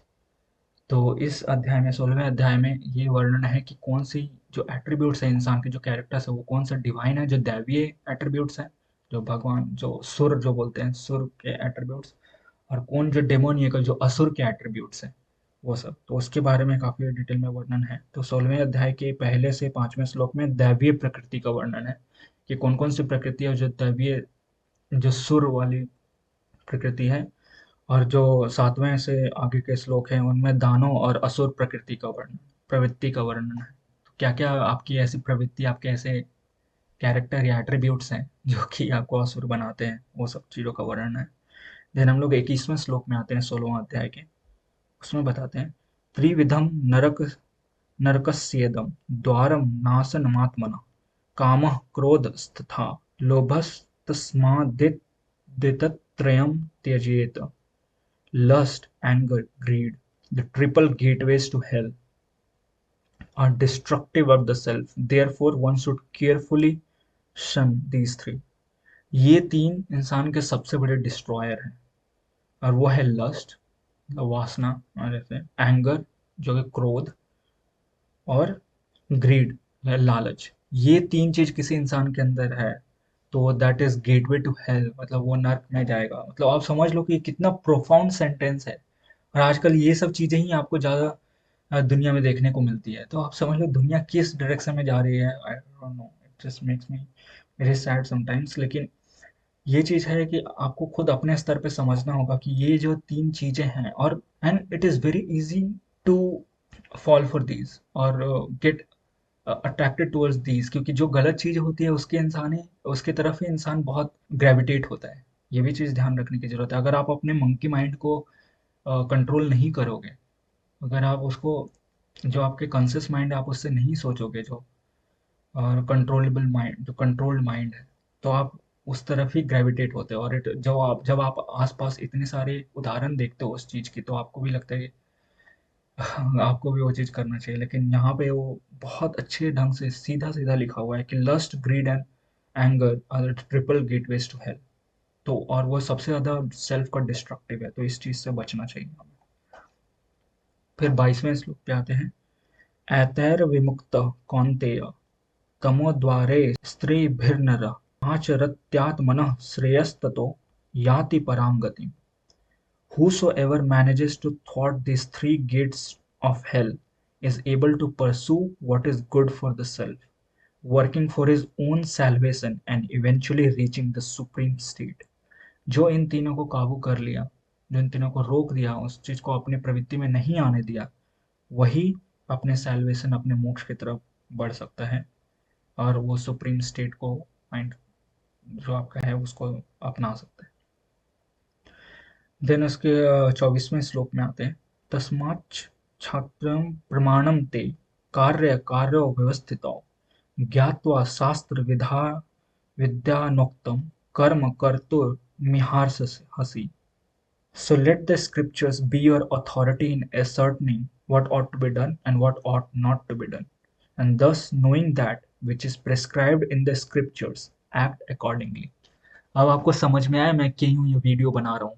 क्यों है कि हमारे स्क्रिप्चर्स में वो चीज़ लिखा हुआ है, भागवत गीता में लिखा हुआ है, कैसे आपको एक्ट करना है, आपकी प्रवृत्ति क्या होनी चाहिए। अगर आपको एक अच्छा इंसान बनना है, एक अच्छे प्रकृति के साथ मिलजुल कर रहना है, और आगे भी जो आपके बर्थ है उसमें आपको सही श्रेणी में जन्म लेना है, तो आपको किस तरह से एक्ट करना चाहिए अभी, आपके विचारधारा कैसी होनी चाहिए, आपके कर्म कैसे होने चाहिए, उस चीज को बताया गया है यहाँ पे। और जैसा बताया गया है स्क्रिप्चर में, अगर आप उसके अकॉर्डिंग एक्ट करोगे तो सब चीज सही रहेगा। तो इससे आपको मानसिक बल मिलता है कि आप जो कर रहे हो आप गलत नहीं हो। आपने जो चीजें सीखी हैं, जो अच्छी चीजें सीखी है, जो आपको सिखाई गई है बचपन में, वो अच्छी सही चीजें। It could be difficult to stick with them at times, लेकिन आपको कोशिश करनी पड़ेगी, कि कोई भी चीज इजिली नहीं मिलती लाइफ में। और ये भी एक तरह की तपस्या ही है, कैसे उस चीज को, अपने मोरल्स को इंटैक्ट रखना है हमेशा, अपने मोरल्स को खोने नहीं देना है, हमेशा अपने मोरल्स को इंटैक्ट रखना है। और जो एब्सोल्युटली सही चीजें हैं, इन एन एब्सोल्यूट मैनर, जो सही चीजें हैं इन एन एब्सोल्यूट मैनर, उन चीज को अपने अपने कैरेक्टर में उतारना है। देन 17वां अध्याय जो है उसका नाम है श्रद्धा त्रय विभाग योग of the three kinds of shraddha. अब अगेन इस 17वें अध्याय में भी सात्विक, राजसिक और तामसिक गुणों का विस्तार में वर्णन है। तो पहले के कुछ चैप्टर सेल्फ पे थे, जिस तरह से आत्म और स्व को डिफाइन किया गया था, आत्मा को। उसके बाद ये तीन गुणों पे काफी फोकस किया गया है पूरे भगवत गीता में। तो इसमें भी सात्विक, राजसिक और तामसिक गुणों के बारे में बताया गया, और कैसे, किस तरह से आपको श्रद्धा रखनी चाहिए ईश्वर के प्रति, और ये तीन गुण उसको कैसे अफेक्ट करते हैं उसके बारे में बताया गया है। 17वें अध्याय के 8वें श्लोक में आते हैं, तो उसमें कहा जाता है, आयु सत्व बलारोग्य सुख प्रीति विवर्धना रस्या स्निग्धा स्थिरा हृदया आहारा सात्विक प्रिया। Foods that augment life, intelligence, vigor, health, happiness, joy, which are savory, succulent, nourishing, and naturally agreeable. They are liked by those of सात्विक nature. तो अब यहाँ पे भोजन, आपके भोजन के चॉइस जो है, आपके किस तरह के भोजन आप खाते हो, वो भी आपके गुण को, इट काइंड ऑफ, जैसे बोलते हैं, री इन्फोर्स करता है।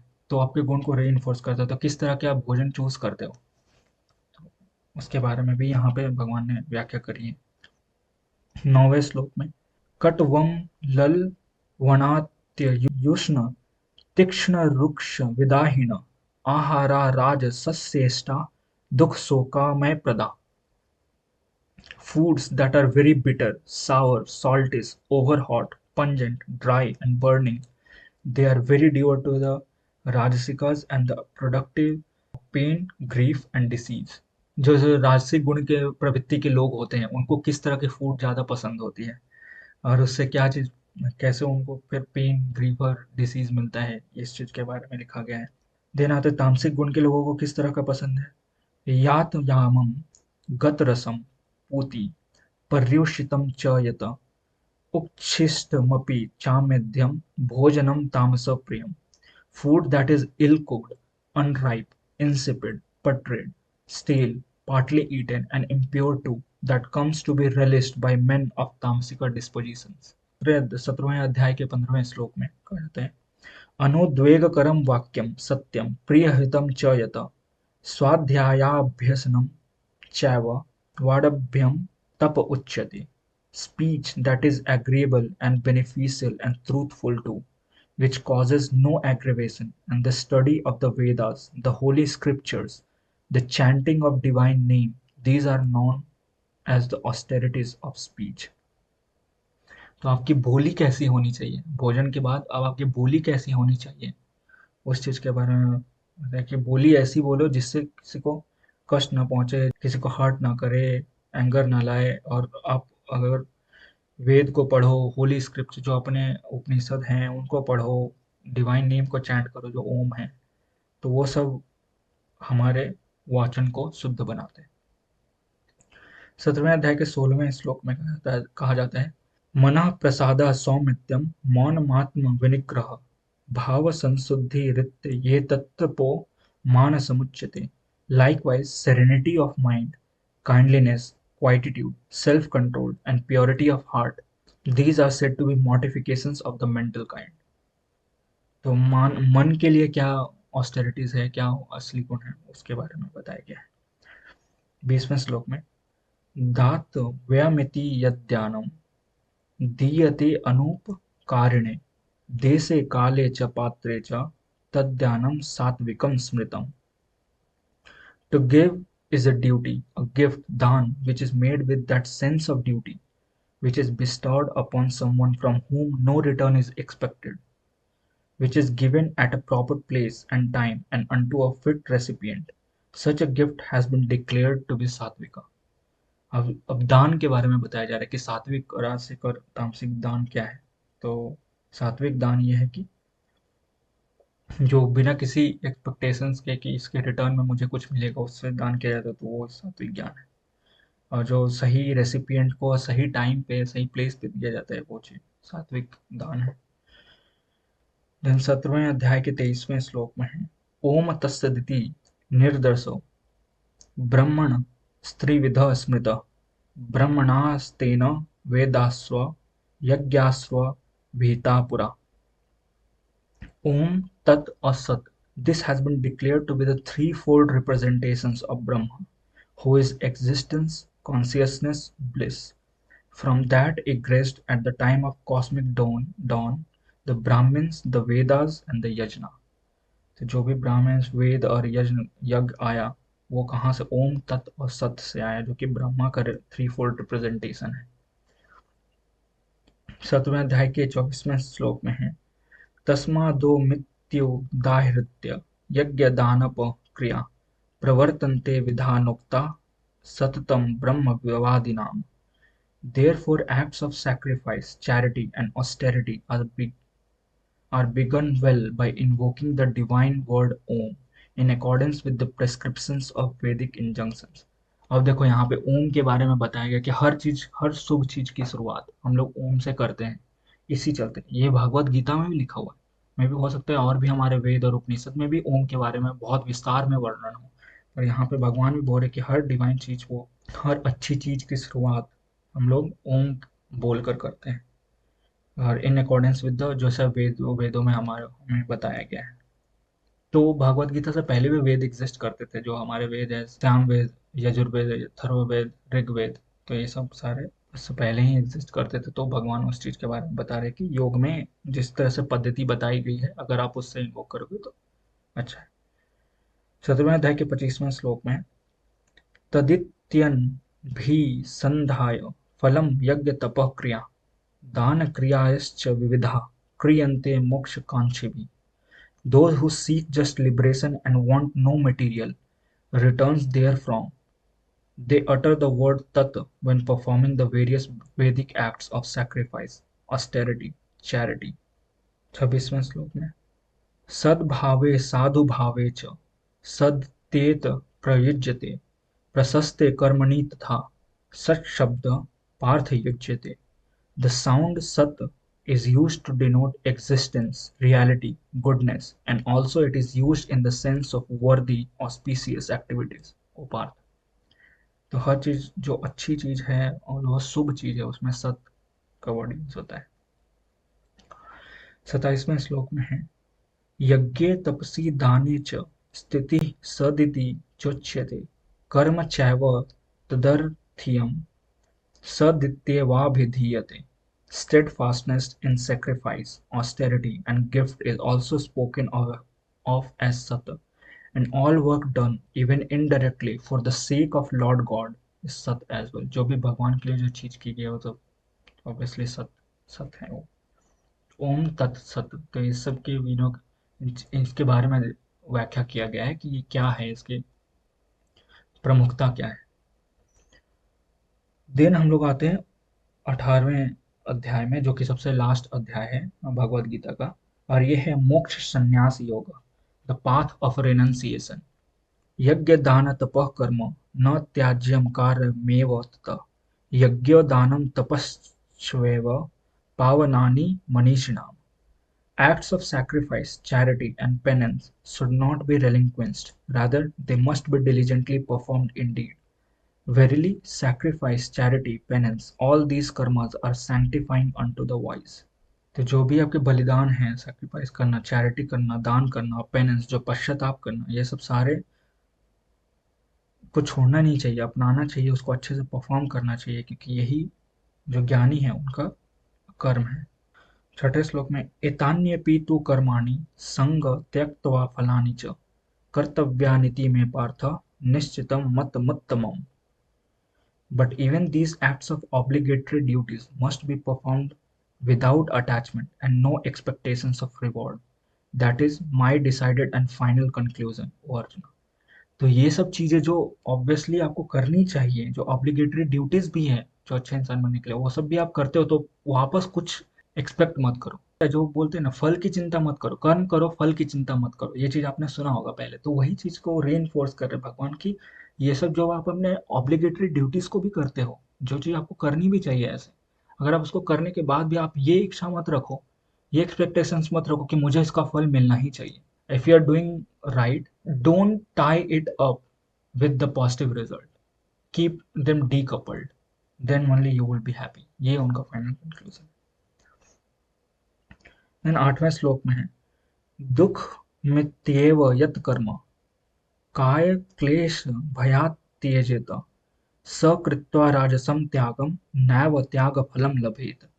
He who gives up his duties out of fear of physical strain or thinking them to be irksome thereby practices what is termed as rajasika tyaga, and he does not gain the result which ensue from true renunciation.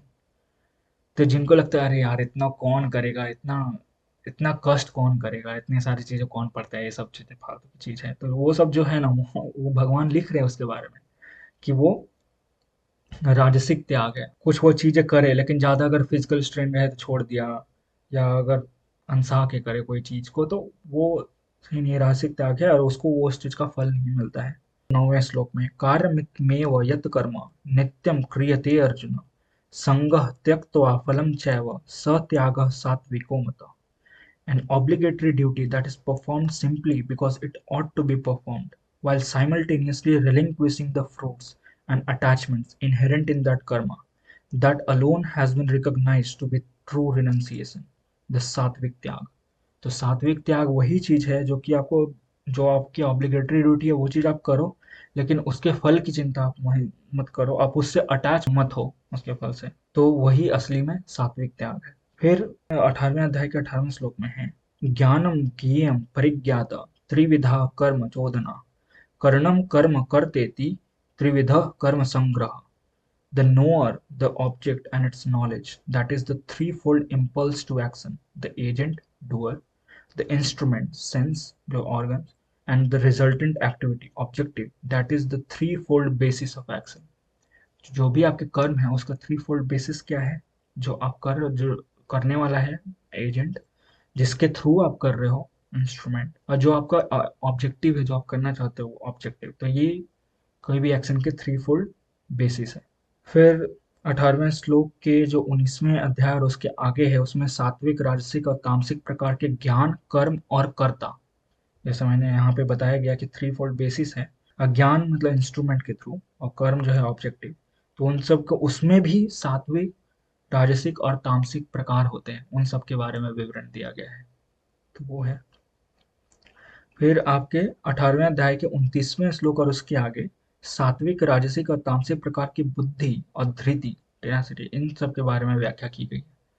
तो बुद्धि भी, तो सात्विक, तो जैसे आप first half में self के बारे में इतना इंपॉर्टेंस था, सेल्फ का क्या असली मतलब क्या है वो उस चीज के बारे में बताया गया था, तो यहाँ पे सात्विक राजसिक और तामसिक गुण क्या है और कितनी तरह के प्रकार हैं उन सब में कैटेगराइज किया गया है. डिटेल में पढ़ सकते हैं जब आप खुद भागवत गीता पढ़ो तो ऐसे. देन 18वें श्लोक अध्याय के 36वें और 37वें श्लोक में कहा गया है, ये मैंने लिखा है, सुखम त्विदानी त्रिविधम श्रेणु मे भरतर्षभ अभ्यासाद् रमते यत्र दुःखान्तं च निगच्छति यद्दग्रे विस्मिव परिणामे अमृतोपमम् तत् सुखम सात्विकम प्रोक्त मात्म बुद्धि प्रसादजम.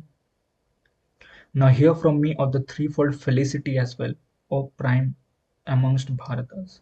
Happiness which one reaches through practice, and which one comes to the end of all pain, which, though appearing as poison in the beginning, tastes like ambrosia in the end, that has been declared to be सात्विक. वो सात्विक happiness है, वो खुशी है जिसमें पहले तो कष्ट होता है लेकिन बाद में वो अमृत मिलता है, तो वो सात्विक फल. born of the serenity of understanding emanating just from the self, जो अपने आत्म से, उसकी समझ से जो निकलता है वो सात्विक खुशी है. देन 38वें श्लोक में विषेन्द्रिय संयोगाद्यदग्रे अमृतोपमं परिणामे विस्मिव तत्सुखम राजसं स्मृतम्. Pleasure which arises from contact between the sense organs and sense objects, which though appearing nectar-like at first, is discovered to be like poison in the end. It is said so be Rajasika. फिर 39वें श्लोक में यदग्रे चानुबंधे च सुखम Mohan मात्मना निद्रालस्य प्रमादोत्थम तताम समुदाहृतम. Enchantment that is delusional, which stupefies the self during the partaking as also in its end, which arises through sleep, lassitude, and inadvertence, that is termed to be tamsika. 40वें तो न तदस्ति पृथिव्यां न दिव्य देवेषु वा पुनः सत्वं प्रकृतिजैर्मुक्तं यद्यपि स्यात् त्रिभिर्गुणैः. There is no being on earth or heaven or anywhere else, even amongst gods, who is free from these three gunas born of nature.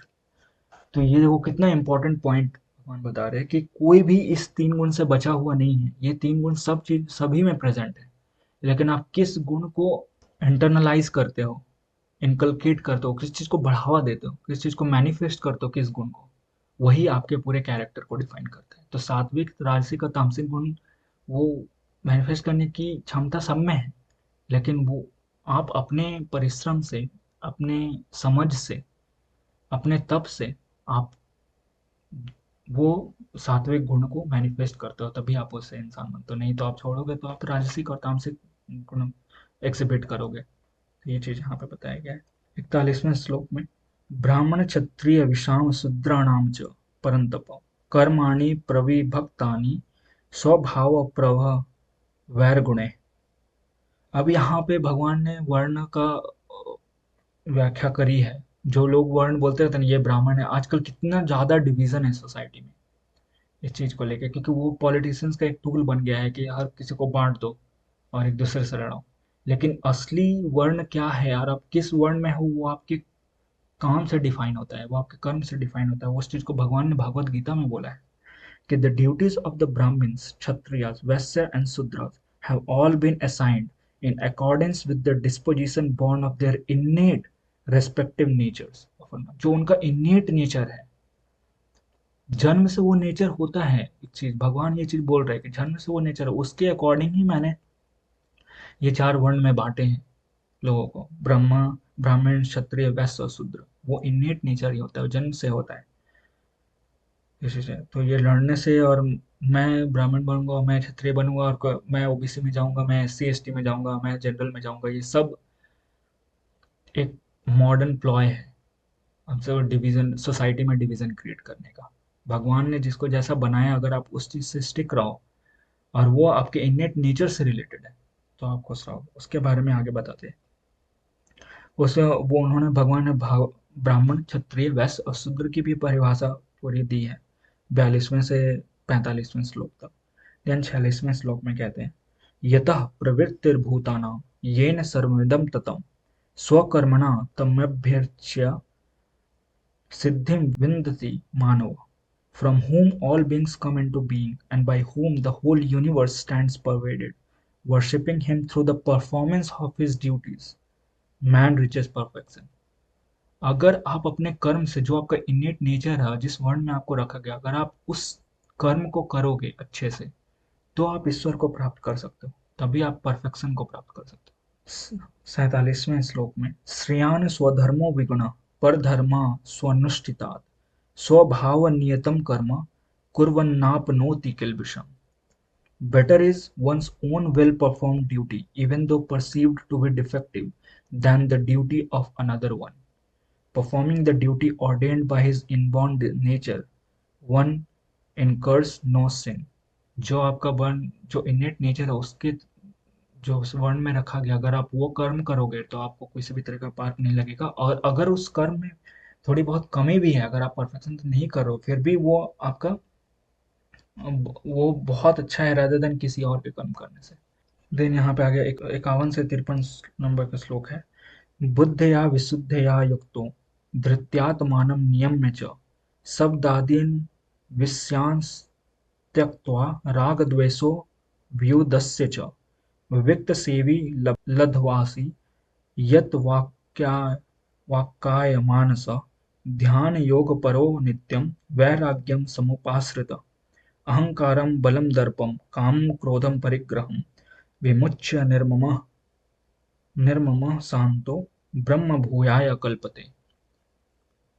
Endowed with pure understanding, controlling the mind with tenacity, relinquishing sense objects such as sound, touch, etc., setting aside likes and dislikes, seeking solitude, of a pure diet and eating little, restrained in speech, body, mind, remaining ever devoted to the yoga of contemplation, cultivating dispassion, abandoning egotism, power, arrogance, lust, anger, and superfluous things, tranquil in heart, and free from notion of me and mine, who has perfected that one is fit for oneness in Brahma, the ocean of existence, consciousness, bliss.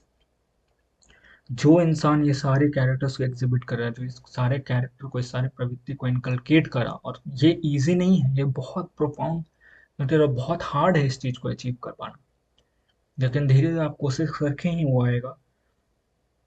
तो अगर आप इन सब चीजों को manifest करते हो, inculcate करते हो अपने अंदर, तभी आप ब्रह्मा से एक हो सकते हो।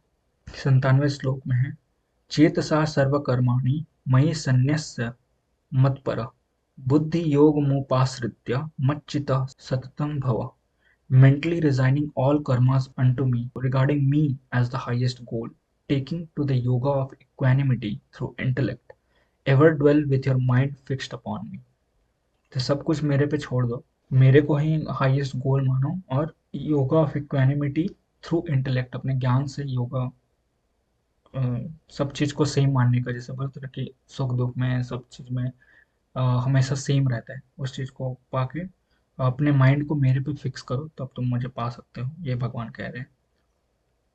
98वें श्लोक में, मच्चितः सर्वदुर्गाणि मत प्रसादात ऋष्यसि अथ चित्त्वमहंकारान्न श्रोष्यसि विनङ्क्ष्यसि। In this way, with your mind devoted to me, you shall overcome every difficulty through my grace. But burdened with self-conceit, if you do not listen and pay heed, you shall end up ruined.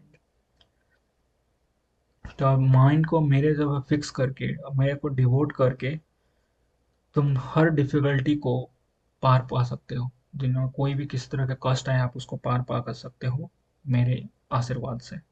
59वें श्लोक में, यदहंकारम कारमाश्रित्य न योत्स्य इति मन्यसे मिथ्येष व्यवसायस्ते प्रकृतिस्त्वां नियोक्ष्यति। If indulging in self-conceit you decide, I shall not fight, vain is this resolve of yours, because your very nature will compel and force you towards that। तो हर चीज पहले से डिसाइडेड है, हर चीज वो आपके अंदर है। अगर भगवान चाहते तो आप एक माध्यम हो उस चीज को करने का।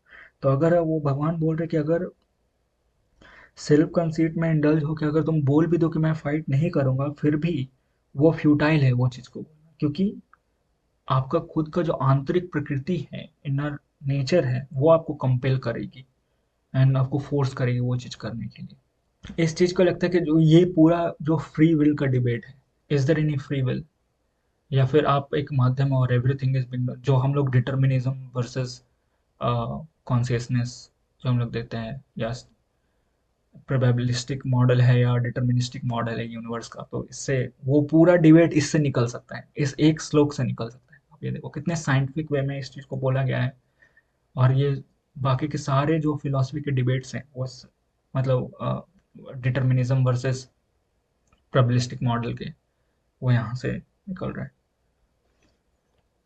60वें श्लोक में, स्वभाव भावजेन कौन्तेय निबद्ध स्वेन कर्मणा कर्तुम नेच्छसि यन्मोहात् करिष्यस्य वशोऽपि ततः। That very action, O Kunti son, which through ignorance you are unwilling to undertake, you will perform in spite of yourself, impelled by the dictates born of your inner nature। जो आपकी प्रकृति, आप उससे ही born होके जो आप फिर भी वो चीज करोगे। 61वें श्लोक में, ईश्वर सर्वभूतानां हृदेशे अर्जुन तिष्ठति भ्रामयन् सर्वभूतानि यन्त्रारूढ़ानि मायया। In the hearts of all beings, O Arjuna, abides the Lord, who through his Maya causes everyone to whirl and move about, as if mounted on an automaton। तो हम लोग तो एक माध्यम है, जस्ट एक ऑटोमेटन के, जो करने वाला है वो भगवान ही है। वो हम सब में बसते हैं, जो भी हम करते हैं वो उनकी माया से ही हो रहा है, हम लोग बस प्यादे हैं उनके। ये चीज को पढ़ने के बाद मुझे लगा कि अब आप समझ रहे हो कि मैं भागवत गीता पढ़ रहा हूँ उस माइंड स्टेट में जहाँ पे आपको लग रहा है कि आपके मोरल्स फाउंडेशन शेकन हैं, आप जो कर रहे थे वो आप तो सही कर रहे थे, फिर आपके साथ ऐसा कैसे हो सकता है, राइट? तो आप उसको, उस अनुभव को इस चीज से रिलेट करते हो कि जो भी मेरे से हुआ या जो भी मेरे साथ हो रहा है, ये उनकी माया है, उनका सब कर रहे हैं, आप बस प्यादे हो। बट इसका मतलब ये नहीं है कि आप रिनंसिएट कर दो सारे एक्शंस को। भगवान ने एक्शन लेने के लिए भी कहा है, लेकिन वो आपके इनर नेचर से बॉर्न अप होगा, मे बी। 63वें अध्याय में इति ते ज्ञानमाख्यातं गुण्याद् गुह्यतरं मया विमृश्येत दशेषेण यथेच्छसि तथा कुरु. Thus has this sacred wisdom, the most profound of all secrets, been declared unto you. Reflect upon it deeply and then act as you deem fit. तो मैंने जो भी ज्ञान देना था मैंने तुम्हें दे दिया है। अब भगवान बोल रहे हैं अर्जुन को, अब तुमको जैसे एक्ट करना है वो करो। लेकिन भगवान ये भी कह रहे हैं कि सारी चीज मेरी माया है, तुम तो एक बस माध्यम हो उस चीज को करने का, तो तुम वो चीज करोगे ही जो मैं चाहता हूँ। सर्वधर्मान् परित्यज्य मामेकं शरणं व्रज, अहम त्वा सर्वपापेभ्यो मोक्षयिष्यामि मा शुचः. Resigning all your duties, just take refuge in me alone. I shall liberate you from all sins. Do not grieve. इदं ते नाथ पस्काय न भक्ताय कदाचन न चासु स्रस्वे वाच्यं न च माम यो अभिसूयति. Never by you should this secret gospel be divulged to one who lacks in austerity or is wanting in faith, or to a quibbler or one unwilling to listen. तो भगवान ये भी कर दिया। आप लोग में से बहुत सारे लोग ऐसे सोच रहे होंगे, अगर कोई जिसको इस चीज में इंटरेस्ट नहीं है, जिसको लग रहा है कि क्या बकवास कर रहा है, तो उसके लिए ये चीज नहीं है। और इसके ये भी चीज भगवान ने लिखा है यहाँ पे, भगवत गीता में ये चीज लिखा हुआ है कि ये सीक्रेट गॉस्पेल को दूसरे को बताने की जरूरत नहीं है, जो विलिंग ही नहीं है वो सुनने को, तो उसके लिए ये वीडियो नहीं है। आप देखो कि 68वें से 70वें श्लोक में कहा गया है कि जो कोई भी श्रीमद् भागवत गीता के सार को सुनेगा, समझेगा, अपनाएगा और इसका प्रसार करेगा, वो ईश्वर को प्राप्त होगा।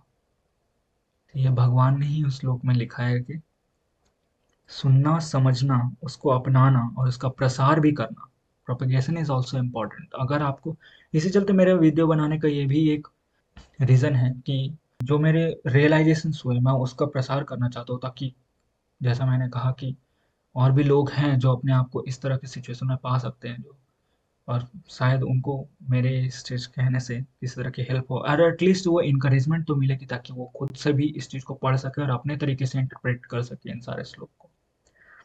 श्रद्धावानन् सूयश्च शृणुयादपि यो नरः सोऽपि मुक्तः शुभालोकान् प्राप्नुयात् पुण्यकर्मणाम्.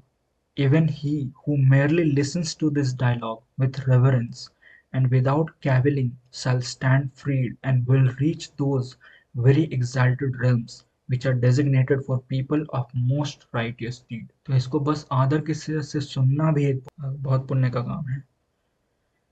लास्ट श्लोक जो मैंने नोट डाउन करा है 18वें अध्याय का, वो है यत्र योगेश्वर कृष्णो यत्र पार्थो धनुर्धर तत्र श्रीर्विजयो भूतिर्ध्रुवा नीतिर्मतिर्मम. Verily, wherever there is Bhagwan Krishna, the Lord of Yoga, and wherever there is Arjuna, the wielder of the bow, there shall prevail every goodness, every prosperity, victory, glory, and unfailing righteousness. That is my conviction. तो जहाँ पे भी मैं भगवान होंगे और जहाँ पे उसके भक्त होंगे जो बहुत आदर से उनका अनुसरण करेंगे, वहीं पे सत्य की विजय होगी, वहीं पे खुशियां हैं, वहीं पे ग्लोरी होगा, वहीं पे प्रोस्पेरिटी होगी। ये भगवान ने लास्ट में अपना कन्विक्शन दिया है। उसके बाद गीता में हम क्या कुछ कुछ श्लोक है जो कि आगे और भी वो सब इस बुक के मतलब और भी अपेंडिक्स जो जैसे बोलते हैं, तो अपेंडिक्स में और भी एक्स्ट्रा श्लोक है जो मैंने कुछ कुछ नोट डाउन करा है। तो दोस्तों ये कुछ श्लोक थे भगवत गीता के जो मैंने डॉक्यूमेंट करा था अपने पास, ताकि मैं उनको रिटर्न बैक कर सकूं इंस्टेड ऑफ ऑब्वियसली पूरा पढ़ना हर बार तो काफ़ी मुश्किल होगा। तो मैंने कुछ कुछ जो सिलेक्टेड श्लोक जो कि गाइडिंग प्रिंसिपल आप कह सकते हो, उन चीज़ को डॉक्यूमेंट करा और मैंने यहाँ पे आपके सामने वो चीज़ पढ़ी भी। और मुझे आशा है कि जो इच्छुक हैं, जो सीकर हैं, उनको ये चीज़ भी पता चले और वो प्रोत्साहित हों इसको पढ़ने के लिए। और जो लोग हैं जिनको इसकी सच में ज़रूरत है, जिनको मे बी ये सेंटेंसेस सुनने के बाद वो हिम्मत आए, may be they were giving up on something, लेकिन ये उनको किसी तरह से वो एक मोरल स्ट्रेंथ प्रोवाइड करे और मेंटल स्ट्रेंथ प्रोवाइड करे, तो मेरी ये बहुत बड़ा प्रिविलेज होगा मेरे लिए ये वीडियो बनाने का। और मुझे आशा है कि किसी न किसी लोगों को कहीं न कहीं सहायता करेगी। You never know who would be watching your video. So इसी चलते मैंने ये वीडियो बनाया। और मुझे आशा है कि इस भगवद गीता के थ्रू आपको सनातन धर्म की सुंदरता और इसके टीचिंग्स को भी सही वे में समझने का प्रोत्साहन मिलेगा। और आप और भी, मेरा यही उद्देश्य है कि आगे और भी अपने स्क्रिप्चर्स को सोर्स से पढूं, जो असली में जो लिखा गया है वो चीज़ पढूं, ना ही कि किसी के इंटरप्रिटेशंस को पढूं, तभी मुझे अच्छी खुद से चीज़ें समझ में आएगी। और एक चीज़ मैं ये भी नोट डाउन आपको रिमार्क करना चाहूँगा कि मेरी संस्कृत इज़ रिलेटिवली गुड। मेरे संस्कृत का बहुत अच्छी है, क्योंकि मैंने बचपन में संस्कृत, मैंने up to 10th class Sanskrit पढ़ा है। तो मुझे डायरेक्टली संस्कृत के श्लोक पढ़ने में भी कोई दिक्कत नहीं थी। हालाँकि कुछ कभी-कभी चीज़ें काफ़ी दिन से छूट गया है, तो कुछ-कुछ चीज़ें वो समझने में दिक्कत हो सकती है, तो having a translation definitely helps. लेकिन अगर आप संस्कृत खुद भी समझ सकते हो, तो आपको, अगर आपको संस्कृत की प्रैक्टिस है, तो आपको किसी भी तरीके के ट्रांसलेशन की ज़रूरत नहीं है या किसी के इंटरप्रिटेशन की ज़रूरत नहीं है, बिकॉज़ पीपल में इंड्यूस ऐसा होगा नहीं। अगर वर्ड टू वर्ड ट्रांसलेशन में कई बार वो कंटेक्स्ट छूट जाता है कि जो ओवरऑल श्लोक से मिलता है, तो मे बी जब आप वर्ड टू वर्ड ट्रांसलेशन कर रहे हो तो वो कहीं ना कहीं मिसिंग हो सकता है। तो जब अगर आप खुद से संस्कृत समझते हो तो आप खुद अपना इंटरप्रिटेशन बना सकते हो। तो ये भी एक चीज़ है। इस चलते मुझे तो लगता है कि हर किसी को संस्कृत सीखनी चाहिए। Sanskrit is a very mathematical language in a sense. मुझे तो ये लगता है संस्कृत, जिस वे में आप संस्कृत के सेंटेंसेस बनाते हो, वो बहुत मैथमेटिकल प्रोसेस है। और इसी चलते कभी कभी आप सुनोगे कि ये कंप्यूटर के लिए सबसे बेस्ट लैंग्वेज संस्कृत है। I don't know what is the basis of that, लेकिन मुझे ऐसा लगता है कि संस्कृत एक बहुत मैथमेटिकल है, बहुत वेल डिफाइंड और वेल कंस्ट्रक्टेड लैंग्वेज है। और एक सेंटेंस, आप एक वर्ड से एक फ्रेज से कई सारे मीनिंग निकाल सकते हो। और आप, संस्कृत की ये भी खासियत है, ये चीज़ मैं देख रहा था, एक बहुत अच्छा चैनल है संस्कृत जो सिखाता है। मैं यहाँ पे अपने स्क्रीन पे उस चैनल को मेंशन करूंगा। और मैंने ये चीज़ आई थिंक हिंदुइज्म के स्टैक एक्सचेंज के वेबसाइट पे भी देखा था कि आप किसी भी वर्ड का, कि जो आपको पता भी नहीं है उसका संस्कृत में क्या अनुवाद होगा, आप उसका संस्कृत वर्ड बना सकते हो if you know what it denotes, वो किस चीज़ को व्याख्या करता है। तो आप कई कुछ कुछ वर्ड्स, वो बेसिक एलिमेंट्स को जोड़ के आप एक नया वर्ड क्रिएट कर सकते हो। So in that way this language is infinite, एक अथाह समुद्र है। और आप अपने से खुद भी अ, शब्दों को बना सकते हो, क्रिएट कर सकते हो, अगर आप उसके एसेंस को समझते हो तो। इन कंक्लूजन यही है कि मेरी ये जो सेल्फ हीलिंग की जर्नी रही है, काफ़ी लंबी रही है और ये अभी भी चल रहा है और चलता ही रहेगा। वो चीज़ है, चीज़ें।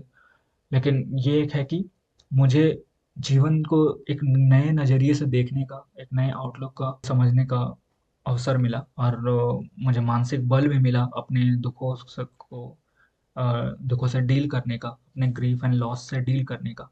अब ऐसा तो नहीं कि सिर्फ एक ही चीज़ ही नहीं है जो आपको सब चीज़ देती है। मैंने और भी बहुत सारी चीज़ें करी अपने सेल्फ इम्प्रूवमेंट के लिए, उन सब से डील करने के लिए। चाहे वो पढ़ना हो, मैंने बहुत सारे सोर्सेस से बहुत सारी अलग अलग चीज़ें पढ़ी।